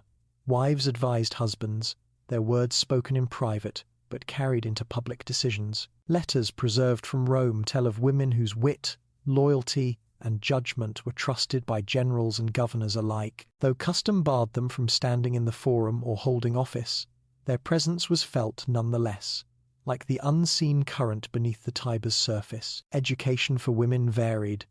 Daughters of patricians often learned to read and write, reciting poetry, copying letters, and even engaging with philosophy if their families permitted. Some became poets in their own right, their verses surviving on fragile scraps of papyrus. Many more, though, learned practical skills, keeping accounts, managing servants, preparing remedies, and weaving garments. In humbler households, girls worked beside their mothers from an early age, grinding grain, fetching water, and caring for younger siblings. Their learning was not less valuable, for it prepared them to carry the burdens of survival with resilience and grace. Freedom for women was always shaped by status. The wealthy moved about in litters, attended by slaves, adorned in fine stolae and jewelry of gold and pearls. Their voices carried influence in banquets and marriages, their portraits carved in marble that still endures. The poor walked the same streets with baskets on their heads, their clothes plain, their hands roughened by labor. Slaves, the most constrained of all, bore children who could be sold away, their lives bound to the will of their masters. Yet even within these constraints, women found ways to assert themselves. In the stories they told their children, in the prayers they whispered at shrines, in the persistence of their laughter amid hardship. Festivals often drew women into the public eye. During the matronalia, wives and mothers were honored with gifts and prayers, their role as givers of life celebrated across the city. At weddings and births, women gathered together, their songs and rituals forming a protective circle of tradition around the new union or the new child. In mourning, too, women led the laments, their voices wailing in rhythm with funeral flutes, reminding all of the ties between living and dead. Thus, the women of Rome, though seldom recorded in triumphal inscriptions or carved upon great arches, were the quiet architects of daily life. They bore children, raised families, managed households, traded in markets, and guarded sacred flames. Their influence was subtle yet profound, shaping the city not through decrees or battles, but through endurance, devotion, and care. To walk through Rome was to see their presence everywhere, in the loom set near a courtyard window, in the garlands placed on a shrine, in the laughter of girls carrying water jars through the alleys. And though history's voice often favored men, the hum of Rome's true life spoke always through its women, steady and enduring as the city itself. Slavery and freedom. If women were the quiet architects of Roman life, then slaves were its unseen foundation, countless in number, tireless in labor, and woven into every layer of society. Their presence filled homes, fields, workshops, and arenas, their lives bound in service, yet always shadowed by the hope of manumission, that fragile possibility of freedom which lent shape to their endurance. To walk the streets of Rome was to see their work everywhere, yet to hear their voices only in whispers, for they were both indispensable and invisible, the living engine of an empire that claimed eternity. Slavery began not in Rome's households, but on the edges of its wars. Every conquest brought prisoners. Men, women, and children marched in chains through triumphal arches, sold in markets where auctioneers cried out their qualities. Strong youths destined for farms or mines, skilled craftsmen marked for workshops, attractive women sought for domestic service, all became commodities, their fates sealed by the fortunes of battle. The bustling slave markets near the Forum displayed them openly, buyers inspecting teeth, limbs, and scars as if they were cattle. Chains clinked, cries echoed, and coins exchanged hands. Each sale another thread binding conquered lands to Rome's service. Within the city, slaves filled every role. In wealthy households, they moved silently through peristyles, sweeping marble floors, polishing bronze lamps, and tending to every need of their masters. Some served as cooks, their skill transforming ingredients into lavish feasts. Others poured wine at banquets, their movements trained to elegance. Tutors, often Greek captives of learning, instructed the children of patricians in letters and philosophy, their wisdom valued even as their liberty was denied. Scribae literate slaves managed accounts, kept records, and drafted correspondence, their hands shaping the very words by which their masters conducted business. In such households, a slave could be everywhere, the hand that clothed the master in the morning, the voice that lulled children to sleep at night. In humbler homes, slaves were fewer but no less vital. They fetched water from fountains, carried burdens from markets, and worked beside their mistresses in weaving, grinding grain, or tending fires. Their tasks were less gilded but equally consuming, their presence ensuring that even the modest households of Rome could run smoothly. Yet beyond these walls, Other slaves lived far harsher lives. In the mines of Spain or the quarries of Italy, they toiled in darkness and dust, their bodies broken by endless labor. On great estates in Sicily and Africa, gangs of agricultural slaves bent beneath the sun, their overseers' whips cutting through the air as they harvested grain, pressed olives, or crushed grapes for wine. These lives were brutal, shortened by exhaustion, their hope of freedom more distant than the horizon itself. Still, not all was despair. Rome's laws permitted manumission, and with it came the possibility of transformation. A slave who served faithfully might be freed by his master's will, by saving and purchasing his own liberty, or by public recognition of loyalty. Freedmen and freedwomen bore marks of their past in their status, yet they also carried pride. Many continued to work alongside their former masters as clients, bound by gratitude and obligation, their children citizens of Rome. Some rose to wealth, running shops, taverns, or workshops, their names etched on tombstones that celebrated the journey from bondage to independence. For them, freedom was not only release, but rebirth, a chance to carve new identities within the vast body of Rome. Yet the shadow of slavery never faded from the city. Revolts, rare but fierce, erupted in distant provinces, the most famous led by Spartacus, whose rebellion shook Rome's confidence for years. Fear of unrest lingered always, a reminder that beneath the silence of obedience lay the strength of multitudes.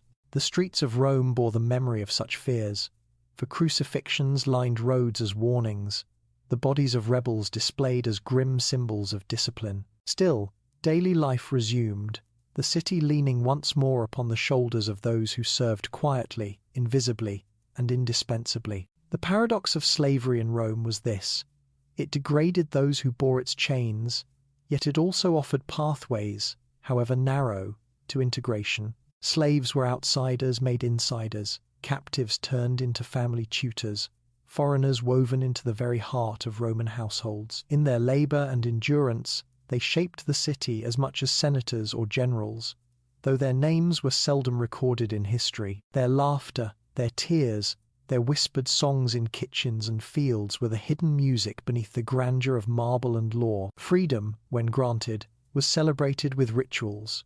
A master might tap the shoulder of a slave with a rod, declaring him free before witnesses, his name now inscribed as Libertus. The freedman donned a cap of liberty, the pileus, symbol of his new status, and walked through the city with pride.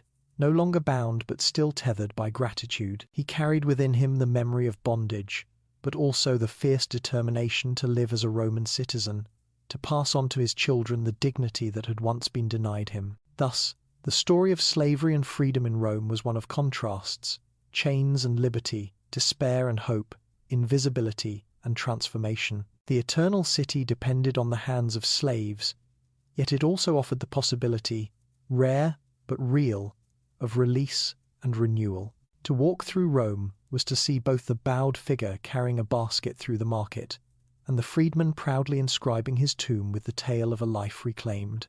Together, they revealed the complex heart of Rome, an empire built upon subjugation, yet one that, in its own strange way, believed in the power of freedom to define what it meant to be Roman. Festivals and holidays. As the steady rhythm of work, law, and duty pressed upon Rome's people, the calendar offered moments of release and renewal. Festivals and holidays, days when the city itself seemed to lift its burden, when laughter and devotion mingled freely in the air. For Romans, time was not only measured in market days or political assemblies, but also in the cycle of sacred festivals that bound gods and mortals together. These holidays, woven through every month, gave texture to the year, reminding rich and poor alike that joy, worship, and community were as essential to Rome's life as discipline and labor. The year began with celebration of Janus, the two-faced god of beginnings and transitions, who watched both past and future. On the first day of January, doors and gates were decorated, offerings of cakes and honey made, and gifts exchanged between friends and family. The sweet taste was meant to carry good fortune into the year ahead, while the image of Janus, looking both forward and back, symbolized Rome's unbroken continuity. It was a reminder that the empire, like its people, always lived in both memory and anticipation. Each month brought its own sacred observances.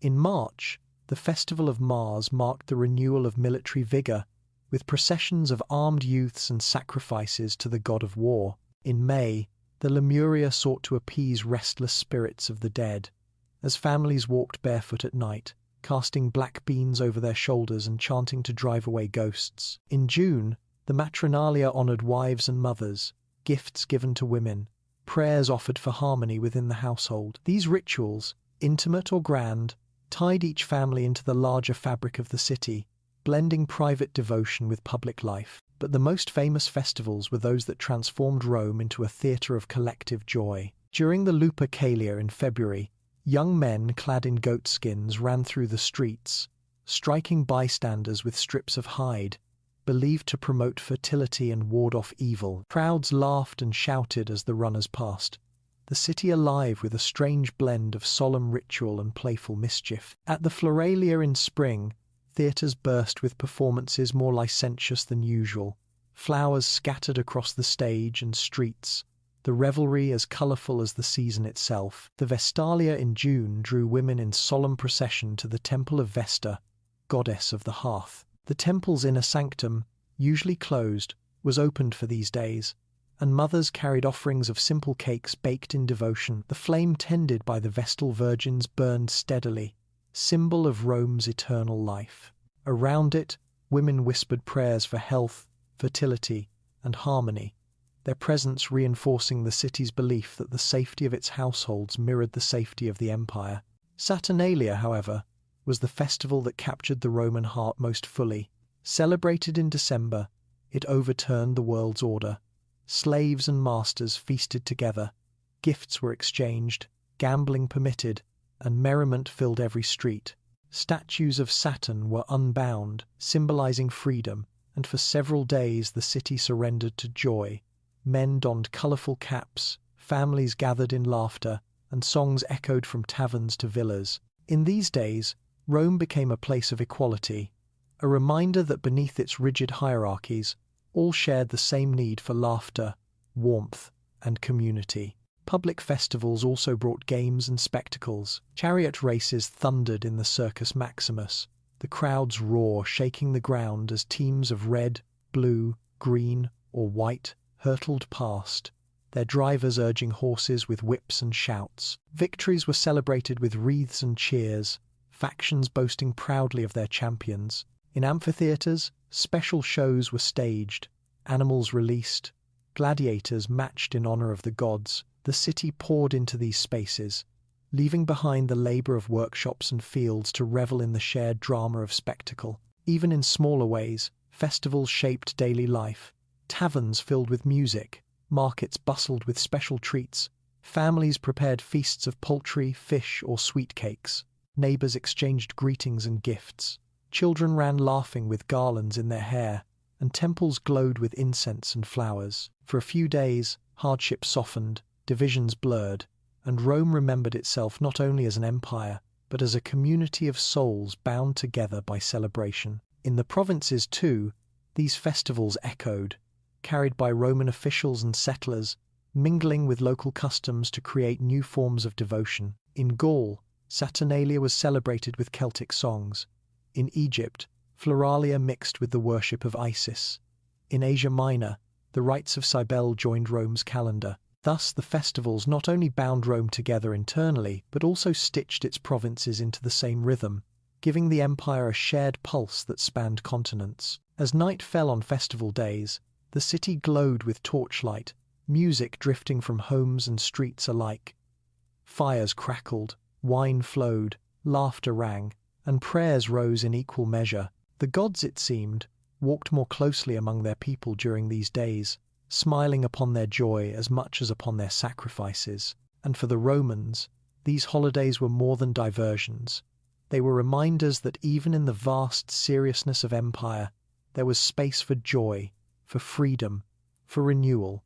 In the balance of ritual and revelry, Saturnalia and Matronalia, Lupercalia and Vestalia, Rome revealed its soul, a people who knew that eternity was not carved only in marble or law, but in the shared laughter, offerings, and songs that gave each year its living heartbeat, medicine and superstition. The festivals of Rome, with their laughter and song, carried the city through the cycles of the year, but beneath the joy lingered the constant reality of frailty. Life, however glorious the empire might appear, was always shadowed by sickness, injury, and death. To be Roman was to live among both knowledge and mystery, where remedies born of observation mingled with charms and incantations whispered against unseen forces. Medicine and superstition walked hand in hand, neither fully trusted, neither entirely dismissed, for health was too precious to rest upon one path alone. In every household, from the grand villa to the crowded insula, herbs and simple cures were kept close at hand. Women, especially, held knowledge of roots and leaves, gathered in baskets from fields and gardens. Chamomile was steeped in water for fevers, garlic crushed into poultices for wounds, mint chewed to ease stomach pains. Honey, prized for its sweetness, also served to cleanse cuts and soothe sore throats, while vinegar, sharp and biting, was used to disinfect and revive. These remedies, passed from mother to daughter, slave to mistress, neighbor to neighbor, formed the first defense against illness, a shared memory of healing woven into daily life. Yet Rome also boasted physicians, some trained in the traditions of Greece, others freedmen, who had studied under masters of medicine. In shaded rooms lined with shelves of jars and instruments, they examined patients with practiced eyes, feeling pulses,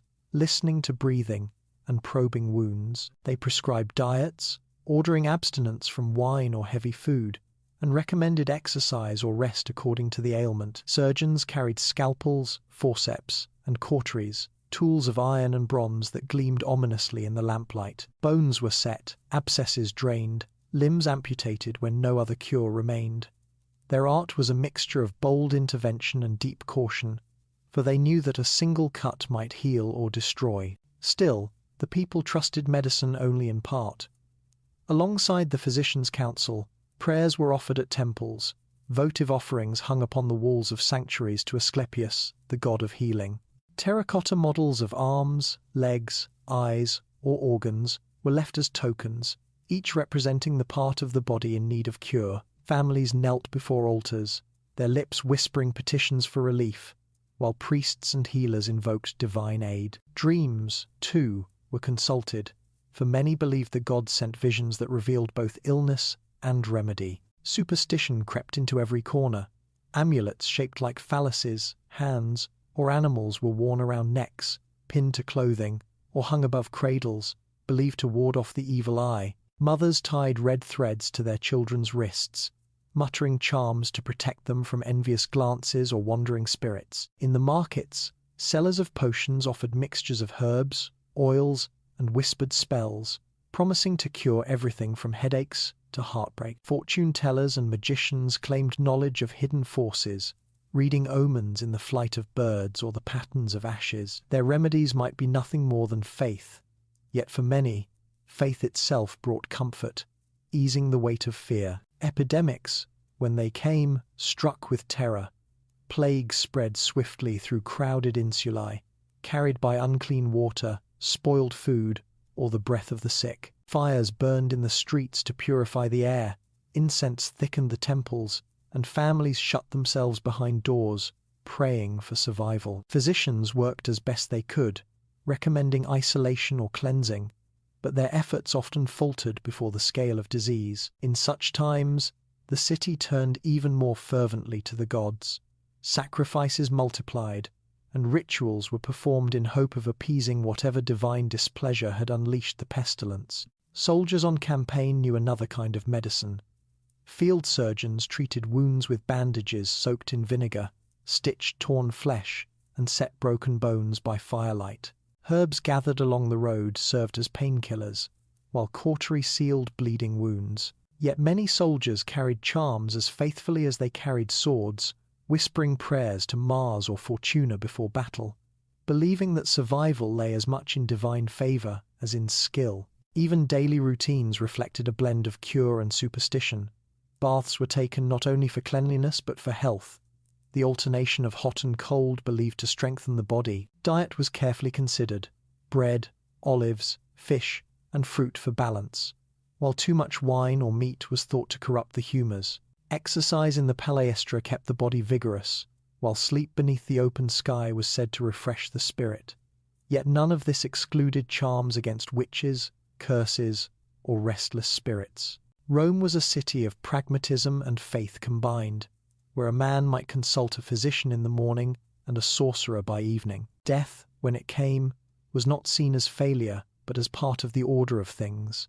Funerary rites eased the passage of the soul, while families remembered the dead with offerings at tombs. The boundary between health and death was fragile, but in tending to both, Romans expressed their belief that life was sustained not only by flesh, but by spirit. Medicine might heal the body, but devotion and superstition healed the soul. Thus, in Rome, the art of healing was never one path but many. Herbs and honey, scalpels and cautery, charms and prayers, all were threads in the same fabric, woven together by hope. To live in the eternal city was to know that strength and frailty walked side by side, that even as marble towers rose, a simple fever might humble the proudest man. Yet Romans met this truth with resilience, mixing knowledge and mystery until even illness became part of their eternal rhythm. Another reminder that in the face of uncertainty, both science and faith had their place. Evening in the city. As the sun sank behind the 7 hills and shadows stretched long across the Tiber, Rome slipped gently into its evening rhythms. The city that had clattered with carts, echoed with oratory, and roared with games softened now into a gentler murmur, though never into silence. The eternal city did not rest as smaller towns did. Rather, it transformed, exchanging the bustle of commerce and politics for the hum of leisure, gathering, and reflection. Oil lamps flickered into life one by one, tiny suns glowing in windows, courtyards and streets, their flames bending in the faint night breeze. Families, weary from labour and errands, gathered for the cena, the day's final meal. In crowded insulae, this might be little more than a pot of beans simmered with onions, bread torn and dipped into garum, and perhaps fruit purchased from the market. Children ate eagerly, their chatter filling the small rooms, while parents spoke of the day's events, of wages earned, of neighbours' gossip, of plans for tomorrow. Outside their doors, neighbours leaned against walls or sat on stools, sharing wine and laughter in the cooling air. The insulae, towering and precarious, became hives of sound and warmth, voices echoing from balconies, laughter rising like smoke into the night. In villas and domus, the evening unfolded with greater ceremony. Guests reclined upon couches in the triclinium, slaves moving gracefully with trays of steaming dishes, cups of wine, and plates of fruit. Musicians plucked lyres or flutes, their notes weaving softly through the conversation. Poets or philosophers might be invited to recite verses or spark debate, their words mingling with the clink of cups and the rustle of garments. The air was perfumed with incense, lamps reflected off polished marble, and gardens beyond the peristyle glowed faintly with lanterns hung from trees. Yet even in such luxury, the cena was not merely indulgence. It was a stage for conversation, for forging alliances, for reinforcing the bonds of friendship and power that sustained Roman society. In the taverns scattered through the city, another kind of gathering took place. Wooden tables crowded with labourers and freedmen groaned under the weight of clay cups filled with cheap wine. The smell of roasted meat and stews filled the smoky air, while dice rattled on tabletops, shouts of triumph and curses rising in turn. Songs were sung, stories retold of the day's spectacles in the amphitheatre, the victories of favourite charioteers, or the latest whispers of political scandal. The atmosphere was boisterous, sometimes quarrelsome, yet alive with the sense of community that only shared hardship and shared relief could bring. For those who laboured hardest, these taverns were their reward, their escape, their fleeting taste of joy. Meanwhile, the streets outside glowed with torchlight, and the city continued to move. Vendors hawked late-night meals of sausages, chickpea cakes, or honeyed pastries, their cries ringing in alleys where children darted about chasing each other in the lamplight. Fortune-tellers offered glimpses of tomorrow for a coin, their tables lit by flickering lamps, while jugglers and musicians still performed for those unwilling to leave the night behind. Lovers strolled beneath porticos, their footsteps echoing softly, while beggars lingered in shadowed corners, their voices softer now, weary yet persistent. The city breathed in countless rhythms, each alley and courtyard alive with its own small universe. For those who lived by service, the evening was not rest but labor. Slaves moved quietly through their masters' houses, clearing dishes, sweeping floors, preparing beds. Watchmen took up their posts at city gates and street corners, staves in hand, their torches casting wavering halos of light. They paced slowly, listening for quarrels, thieves, or fire, that ever-present terror of Rome's crowded neighborhoods. From time to time, the sound of their horns cut through the night, a reminder that vigilance never ceased, even as most slept. Beyond the noise, there were also quiet spaces. In gardens, fountains murmured softly as families sat beneath fig trees, enjoying the coolness of the air. In courtyards, oil lamps flickered beside shrines, where evening offerings were made to household gods. Prayers whispered in gratitude for the day's survival and in hope for tomorrow's fortune. Children, drowsy from food and play, were lulled by stories of ancestors and gods, their eyelids heavy as the voices of their mothers wrapped them in comfort. The stars above, glittering over rooftops and temples, reminded all who looked up that Rome was but one part of a vast cosmos, even as it seemed the center of the world. Ships still rocked gently at Ostia, their sails furled, their crews sleeping upon decks or in taverns near the harbor. On the roads outside the city, travelers pressed on by torchlight, seeking inns before fatigue overcame them. Messengers rode swiftly through the night, their words more urgent than sleep. Yet within the city walls, the general tide turned toward rest, voices growing softer, lamps extinguished one by one, until whole neighborhoods lay in gentle shadow, broken only by the faint glow of shrines and the tread of watchmen's feet. Evening in Rome was not silence but harmony, 1,000 lives easing into the softer hours after the labors and spectacles of the day. Whether reclining upon couches in marble halls, sharing bread in a smoky insula, or laughing over dice in a tavern, Romans found in the night a moment of release, of connection, of reflection. The eternal city seemed to breathe more slowly, its pulse steady, its vast body at ease beneath the stars. And though tomorrow promised another cycle of toil, debate, and spectacle, for now Rome rested alive, luminous, and timeless in the glow of its countless lamps. The eternal night. At last, as the hour grew late, and the echoes of laughter from taverns faded into silence, Rome surrendered itself to the embrace of night.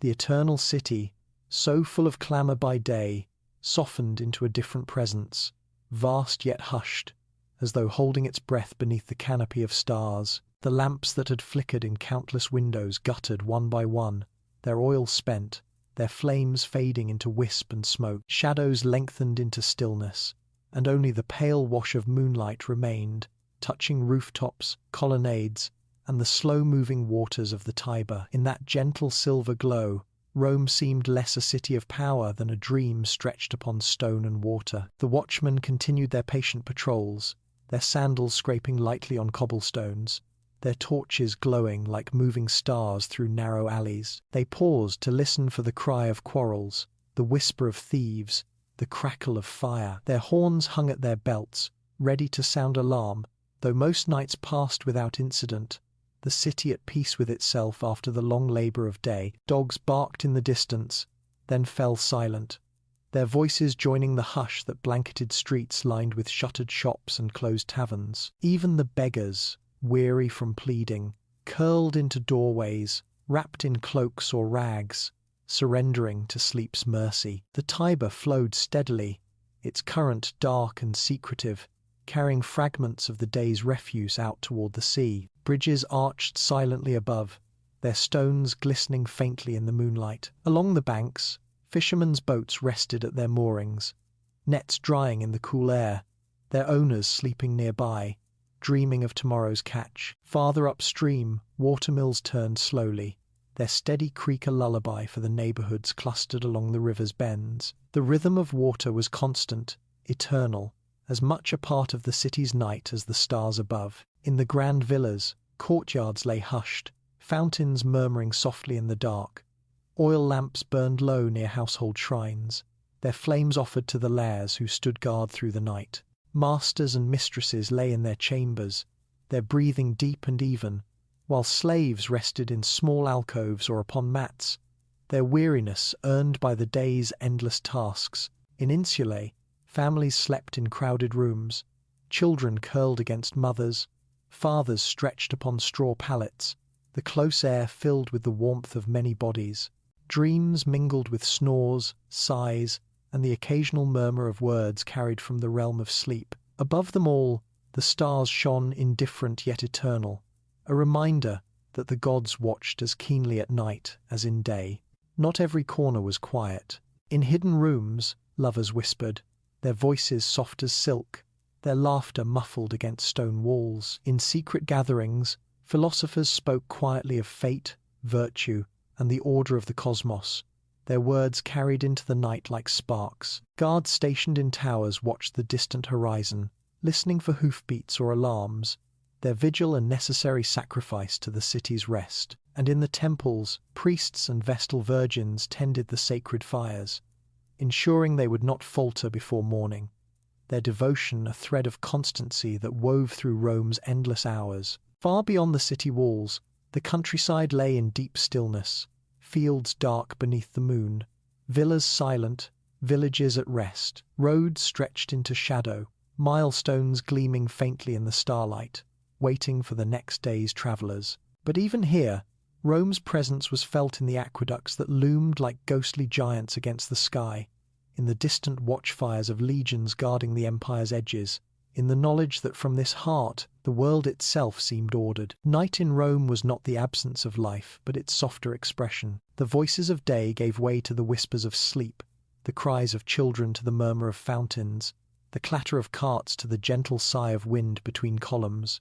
The eternal city, for all its noise and spectacle, had a heartbeat that slowed when darkness fell, steady and enduring, like the pulse of the Tiber. In this stillness, one could almost imagine hearing the breath of the city itself, as if Rome were alive, resting, dreaming, and readying itself for dawn. And so the hours passed, slow and quiet, until the first pale hint of light touched the eastern sky. Roosters crowed in courtyards, fishermen stirred on the banks, bakers lit their ovens, and slaves rose to begin their labours once more. The lamps of night dimmed as the sun crept over rooftops, washing temples and streets with its warmth. The eternal city awoke again, its silence breaking into the murmur of another day, as certain and unchanging as the rising of the Sunday. Rome, in its eternal cycle of dawn, labour, devotion, entertainment, and rest, reminded all who dwelled within its walls that life itself was a rhythm, an unbroken circle of toil and joy, faith and doubt, silence and song. Night did not end the city's life. It merely folded it into dreams, holding it gently until morning. And so, as Rome breathed into light once more, the eternal night faded, giving way to another eternal dawn, the city's promise renewed, its destiny unbroken, its story unending.